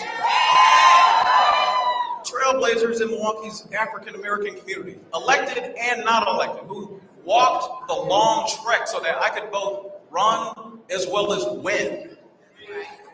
I stand, and I know I stand on the shoulders of giants in this community. Folks like Bill Phillips. Folks like Gwen Moore. Isaac and Marcia Cobbs. Mayor Marvin Pratt. And so many more. Most importantly, I want to thank you. I want to thank Milwaukee's voters. It's because of you that after a 176-year history in this city, a black man can stand up and say that I've been elected to serve as our mayor because of you. But I didn't seek the office, though, of mayor because I am a black man, or even to be the first elected black mayor. Let's be real, though. The symbolism isn't lost on me, and it shouldn't be lost on anybody in this room either. This is an important moment in our city's history.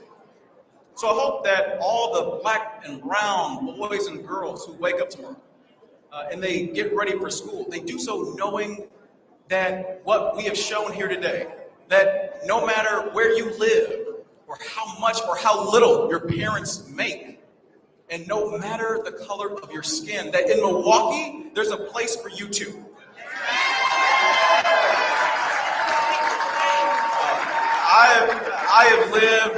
I'm someone who has lived in the toughest experiences of those heartbreaking parts of our city. Gun violence has touched our family as victims. I know what it's like to be hungry and what it's like to move around more times than one can count. Coming from difficult neighborhoods where half of black men spend time incarcerated by the time that they reach my age, 35 years old, I know what it's like to escape those sort of statistics. But I also know what it's like to see friends and family members who succumb to those challenges and ultimately end up choosing the wrong path in life. I've lived that. I know that. I know what it's like to grow up and live in a rough neighborhood, to constantly be changing schools year after year after year, to have folks that I care about, but who also get caught up in the web of crime and violence that plagues far too many in our city. It's this perspective, it's this lived experience that's woven into my DNA, and I carry that with me. So whether I'm meeting with school kids, the men and women who sweep our streets, or corporate CEOs, that carries with me. And my calling is service, because I'm a son of this city. I'm a son of this city. And now we must continue our work. And so the next step is to listen. We know that safety and prosperity will be our guideposts, but we need every idea that we can get in order to achieve our goals. No idea is too big. No idea is too small. I want to hear from everyone. I want to hear from the small business owners. I want to hear from the union workers. I want to hear from teachers and nurses. I want to hear from the night watchmen and the early morning bakers, the city workers, the entrepreneurs, the executives, the lawyers, the doctors, those who serve school lunches, and those who drive the bus, everyone. Because in this city, we all have a claim to stake. In this campaign, my refrain has been that we will be safer, we will be stronger, we will create more family supporting jobs, and we will be the best city in America.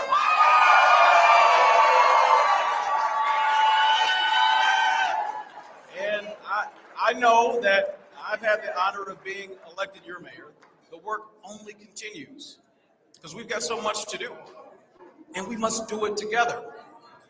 The truth is, the changes that we seek won't come as quickly as we want or as fast as some may need, but they will come. And we will not rest until we've built the city of our imagination, the city of our dreams, the city that all of us deserve. So tonight, we're celebrating, and tomorrow we continue the hard work of governing, the hard work of transforming our city into a place where all of our residents can thrive, where businesses the world over want to move to, and where every family can gather without fear of violence or crime marring our joy. Know this, although this work will take time, 2 years from now, Milwaukee will be a stronger city than it is today. And we'll do that with your help. Over the past 15 weeks, I've traveled every corner of Milwaukee, and I've met so many. I love you too, Mom. And I've met so many good-hearted, hard-working, community-minded people. This experience has reinforced what I already know about our neighbors, that we all want what's best for our families and what's best for Milwaukee. We can build on that. Collectively, we will make this city safer and wealthier. We can set Milwaukee on a course so that our children and our grandchildren will again enjoy a quality of life that we can be proud of. I want to take the enthusiasm that we feel here tonight and channel that energy. So let's move forward. Let's build our economy. Let's grow our city. Let's respect our neighbors. Let's solve our challenges. When we do, we'll create a safer environment for our families, more growth for our businesses, more family supporting opportunities for our residents, and real stability in our neighborhoods. Because a healthy city will be a safe city.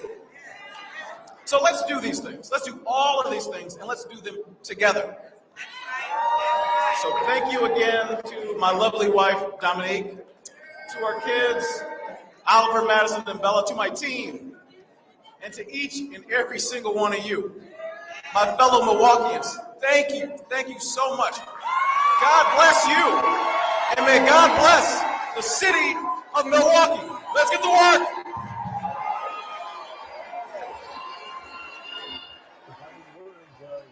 Milwaukee Mayor Cavalier Johnson. So there you hear, really interesting to hear some things that he hit on. The obvious one, of course, first black mayor of the city of Milwaukee in the city's 176-year history. But one of the things that really stood out to me is one of the things he said very early was that he thinks it's important now to focus on repairing the city's relationship with the state of Wisconsin. Under Mayor Barrett, no question, there's been a fractured relationship between the city and state government. Obviously, Mayor Barrett ran a couple of times against then Governor Scott Walker. And so the relationship has certainly soured over the years. He talked about repairing that relationship. And obviously, we talked about the pension crisis being a big issue. He's going to need cooperation from the state to try to solve that. He also mentioned wanting to address gun violence, restoring neighborhoods, creating jobs. I thought it was powerful when he thanked the trailblazers who came before him, people like Vel Phillips, Gwen Moore, Marvin Pratt, he had mentioned. And he said, this is an important moment in our city's history. The first time in 176 years, we've elected our first black mayor. He said, we did it. And he spoke of, I also thought it was powerful, saying there are black and brown children who will wake up tomorrow and go to school. And he wanted them to know that it doesn't matter where you live, how much money you have, there is a place for you in this city, and that he was just like them. Well, and as I said, there's that photo from earlier in the night that we got from Ashley Sears, where he is speaking to a young child of color. I don't know the race for sure, but you see that boy looking up to him, literally looking up, like physically, but also symbolically looking up to what is now there's that photo. That's what he was talking about. That's someone who has a role model. You're the mayor of Milwaukee. I could be you one day. Obviously, there are a lot of other people. He talked about the high incarceration rate of African Americans in the city of Milwaukee, one of the highest rates in the country. And so when those role models are surrounding a young boy, it can be hard to see what's my path forward. He looks at the mayor of Milwaukee and says, I could be you one day. And he does have a unique background. We spoke about him growing up in 53206. He called himself a son of this city, said that he knows what it's like to live in some of the most heartbreaking parts of the city, and he knows what it's like to be hungry. So he has had some of these issues in his life, and he said this is a beautiful city, but sometimes a heartbreaking city, which is a true summary of this city. We all want it to be better. Something he said twice. He did. One of the very first things he said, and then he said it right toward the end, is that we need to be a safer, stronger, and more prosperous city. Safer, stronger, create more jobs. The word safer came first both times. He knows that is the #1 issue right now for voters. We heard Donovan supporters and Cavalier Johnson supporters alike say that crime and public safety is the #1 thing on their minds right now. I mean, the economy has all kinds of trouble. There are all kinds of questions for the city, but people want to be safe and secure, and we know crime has been a real issue. So there is, we haven't talked about this yet. This is new. Yes, the Court of Appeals race. We've talked about this tonight and why it is so important. District 2, Maria Lazar, looks like she has been declared the winner with 55% And that of is the vote. Associated Press that is calling that one. Yes. We are not calling that. The Associated Press is calling this race for the, while it's officially nonpartisan, the conservative candidate, Maria Lazar, with 140,737 votes to Lori Kornblum's 114,419. It shows 85% of precincts reporting, but mathematically AP sees enough here to call that race. Okay, well, yeah, I think speaking again on Cavalier Johnson, I think he was clearly thrilled up there. He looked very excited about the night. I don't think he's ever had an election party like that before, so it must be quite an exciting night. We have, here's our projected winner again, Maria Lazar, Court of Appeals District 2. And again, these are 6-year terms. They are a very important race we're following tonight, because these circuit court judges have a lot of say in what the laws are in our state and how they are enforced. Only 15% of these cases end up going to the Supreme Court. There's so much focus on the Supreme Court and what happens there and what the sort of partisan makeup might be of that body, but most of the cases never get there. If they're appealed, they go to the district court level, the Court of Appeals level, and so that's where so many decisions are made. And this was a race that had a lot of eyes on it, a lot of money thrown into it, a lot of political campaign ads, and obviously a lot of attention. And now we know that the Associated Press is calling it for Maria Lazar. It'll be interesting to see if that trend with that conservative candidate right there being elected, if that is reflected in some of the other races we're following tonight. Because as we know, from the top down to just these school board races, village trustees, these are all becoming more partisan. Well, doesn't that speak though to the sort of purple nature of the state of Wisconsin? You have the progressive candidate now elected as the first Black mayor of the city of Milwaukee, and you have the conservative candidate elected to the District 2 Court of Appeals. It's the kind of thing we see here all the time, and we've seen governor's races come right down to the wire. The race for president, the state of Wisconsin's place in that was right down to the wire last time around. So obviously this is a state where it's known as a swing state for a reason. These decisions can go one way or the other on a razor thin margin. And that margin was about 10%. So it's not like a razor thin margin there. That was no, obviously when you have this smaller turnout, something like 24,000 votes or so is a pretty big margin at that point. Absolutely. Other races we're interested in following tonight. Do we know anything about Kenosha County Executive? I'm asking our digital team. Last we saw Samantha Kirkman had 58% of the vote with a 40-something% reporting.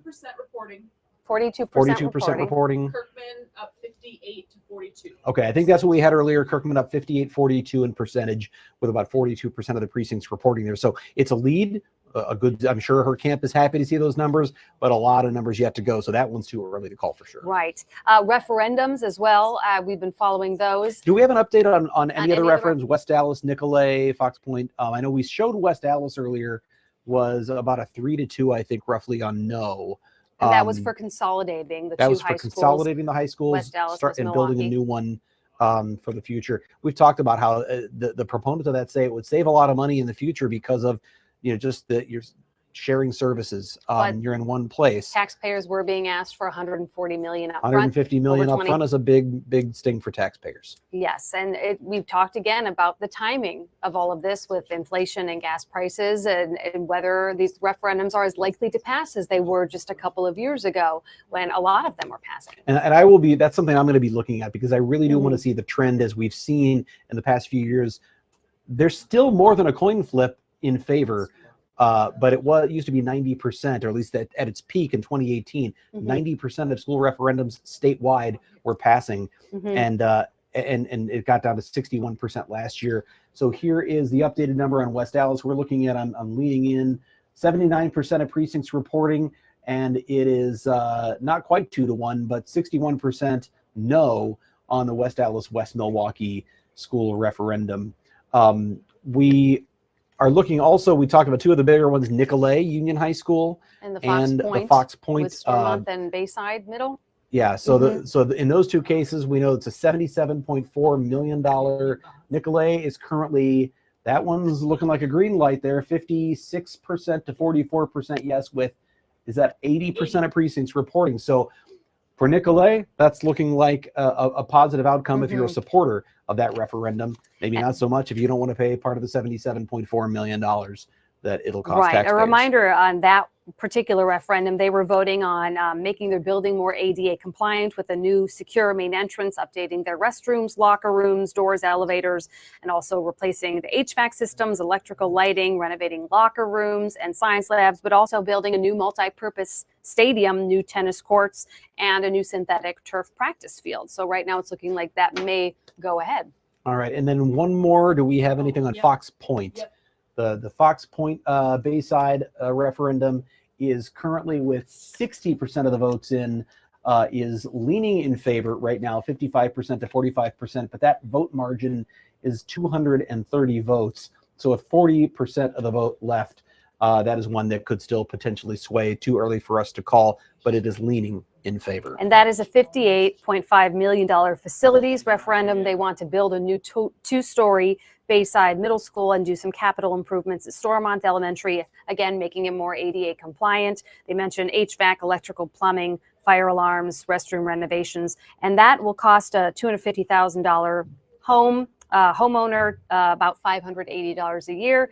Those who also will be sending their kids to Nicolay could be paying for the same price home up another $280 because a year. That's a feeder district. So the elementary and middle schools in Fox Point Bayside, those students end up going on Nicolay Union High School. There are a couple districts that feed So into if you're in Nicolay one of the, if you're in the Fox Point Bayside voting community, you're looking potentially at two increases in your taxes, one from the Fox Point referendum and one from the Nicolay referendum. I spoke with an individual yesterday who said that his tax bill, if both of these were passed, could go up $1,600. So these are obviously referendums that are impacting people's pocketbook, but they are voting in favor of them. So far. Yeah, We'll keep watching. So of the three big ones we've looked at, one looks like a no, the other two either look like a yes or a leaning yes. And that would, I mean, I know that's a really rough, that's a small sample size, but for those big dollar amounts, that's about a 66% positive rate right now, which is really close to what we saw in 2021.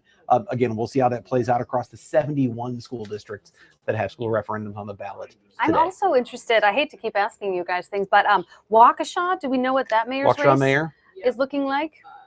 I wish you guys had a picture of Sarah. Right? You should go to the wide shot cam. Let's show you guys Sarah again how hard everybody is working and here. trying to get us In case these you weren't answers. aware who we were speaking We with. just tell you what she finds, but she's over there pulling this stuff up and telling us what it is.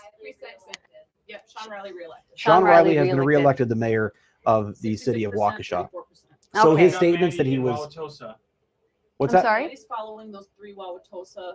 We have her there. Yep. We're gonna go live. Yep. Okay, we're gonna go great. live now to Wauwatosa. And Madeline O'Neill, tell us what you have. Can you hear us, Maddie?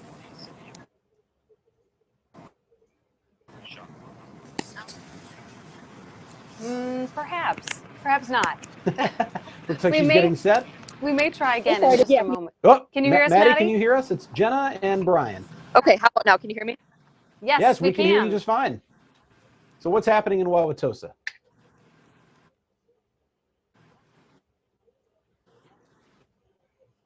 I can hear you, yeah. So we are talking about for 120 Common Council, now that 16 seats tonight. Margaret Arney, she's making history. She's the first Black alderwoman, first person of color officially elected to council. She ran unopposed in her district, and we caught up with her earlier today. She's really, really excited to kind of provide that representation. Also, we are watching some races. They look to be pretty close every time I'm refreshing the numbers in other districts. So District 8, there is John Larry. He is a Black man running for Common Council. And then there is Sean Lowe. He is in District 5. And we caught up with both of them at their watch parties. So just kind of, they're watching as anxiously as anyone else would be, hoping it to also be part of that history made tonight in Wauwatosa. Maddie, we're hearing a lot about history tonight. Kenosha County Executive will elect the first female county executive there, obviously the first Black mayor of the city of Milwaukee. What are you hearing from people that you talk to there about the significance? I'm ask you to maybe repeat what you were saying because I got to put my headphones in here. No worries. Okay. If you've got them in, we're talking a lot about history tonight. Kenosha County Executive electing its first female county executive. City of Milwaukee, obviously, first Black mayor. What are you hearing about the significance of what's going on there in Wauwatosa with the first person of color elected to the Common Council? Yeah, absolutely. Sorry for the awkwardness there when the headphone is in. You can't hear me, but I needed to hear you. So anyway, the people I talked to just spoke about how Wauwatosa, it's becoming more and more diverse. It's about 15 to 20% of people here aren't white. 37% of the school district, is diverse of, Black, Hispanic makeup in the schools. So the people I spoke with say it's just so important to show future generations that representation, just the idea that they can do whatever they want to. They can represent their communities just as well as anyone else. So I think it's a really emotional day for these candidates, especially knowing it's such a big deal, especially after 125 years. Great. All right. Well, Madeline O'Neill, thank you. Reporting live in Wauwatosa. Thanks for joining us here on our digital coverage. And we kind of went through this quickly before, but we did mention briefly before we went to her that Sean Riley was elected again mayor of Waukesha, his third term. So we were following that race. We thought it was an interesting one. Oh, we have something from Cassidy Williams. She had asked Donovan, she's following Bob Donovan tonight, who conceded the mayor's race. I asked Donovan what's next for him. He said, I'm going to order another beer. When I clarified I meant with politics, he said, never say never, but no plans as of now.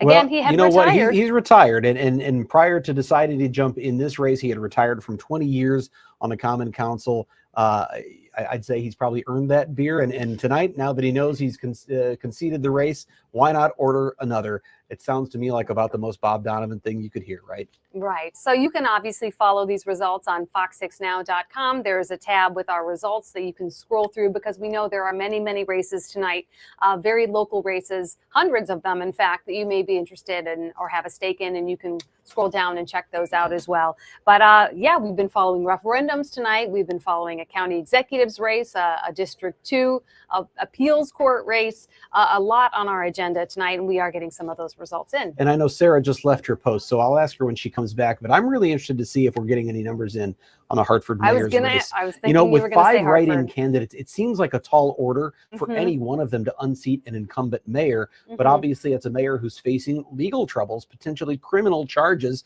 for having dropped his gun twice in public meetings or before public meetings, the most recent one being in the sheriff's department building where guns are not allowed. And we should mention again, the ballot says that the current mayor, Timothy Mahalik, is running unopposed, but there are So you 5 when you went to write-in get your ballot, his candidates, was the only name on there. which it would seem like it would be an uphill battle to be a write-in candidate. Well, one and of especially 5. with 5 of them, because even those who say, I don't want that mayor to be there anymore, that's too big of a mistake or whatever it might be, which of the 5 write-in candidates are you going to support? And is there one who can siphon off enough votes to defeat an incumbent who, on the ballot at least, is unopposed? Seems like a tall order. I guess we'll see how those write-in votes turn out in Hartford. If we get those numbers, we'll bring them to you. And there was an investigation underway into Mahalik for dropping his gun. Yeah, the Washington County Sheriff's Office actually recommended criminal charges there. Yeah. Right. So, well, I'm interested in that. Have we heard anything about Hartford, Sarah? Have you heard anything about that one yet? Okay. Every time Sarah sits down, we give her homework. No, no. Hartford, they the have referendums there too in the school district, but we're looking particularly at the Hartford mayor. If you come up with something, let us know. We're curious as the people sitting at home. But as we mentioned before, there's a lot of miscellaneous things that are very specific to certain communities. We talked about a border fight between the town of Lisbon and the village of Sussex, a long-time feud over where their border should lie. And the only people, by the way, what's so interesting about that, the only people who can vote on that are the people whose properties would be affected by it. So it's a really small pool of voters, and they essentially have to just confirm or affirm what the communities decided was sort of a settlement. They've been fighting for 20 years over what to do with the border and between the two communities. The town of Lisbon wants to become a village. They want to incorporate, and they say the village of Sussex has been blocking that. Village of Sussex says they've violated some prior agreements that go way back to 2001. So it's been a legal battle. It's been a very contentious battle, and they have come up with a plan, but the people who live on the properties that are part of that plan have to vote and say whether or not they're in favor of it. And if it doesn't pass, by the way, they do have a plan B. So there's sort of plan A, and if they don't like it, well, then this is plan B. But it appears that we'll finally settle that long-running feud between the two communities. Okay. So we are getting closer to probably wrapping up our digital coverage here on FOX6Now.com, the Fox 6 Milwaukee Facebook page. I think we've been streaming on YouTube as well. But our digital coverage is going to wrap up soon. Obviously, well, I was going to say the biggest thing is that if people wanted more coverage, where would you direct them? I would direct them to Ted Perry on Fox 6 News. Absolutely. I was going to say the biggest thing was the new mayor of Milwaukee, but I think the biggest thing is Ted Perry stopping by. I didn't want to crash your party. I just want to make sure that we're sending people over to the TV Absolutely. side. Absolutely. I have been listening all night. You guys have been amazing. I have learned a lot. Did you throw in the fun fact of at 35, he's one of the youngest mayors? Not the youngest. But we didn't know. We heard you were looking into this. Tell us. Sherburne Becker in 1906 beat the incumbent David Rose. They called him the boy mayor. He was just 29 years old. He lasted one term. He had a lot of fun as mayor, but he did not get reelected. David Rose came back and beat him.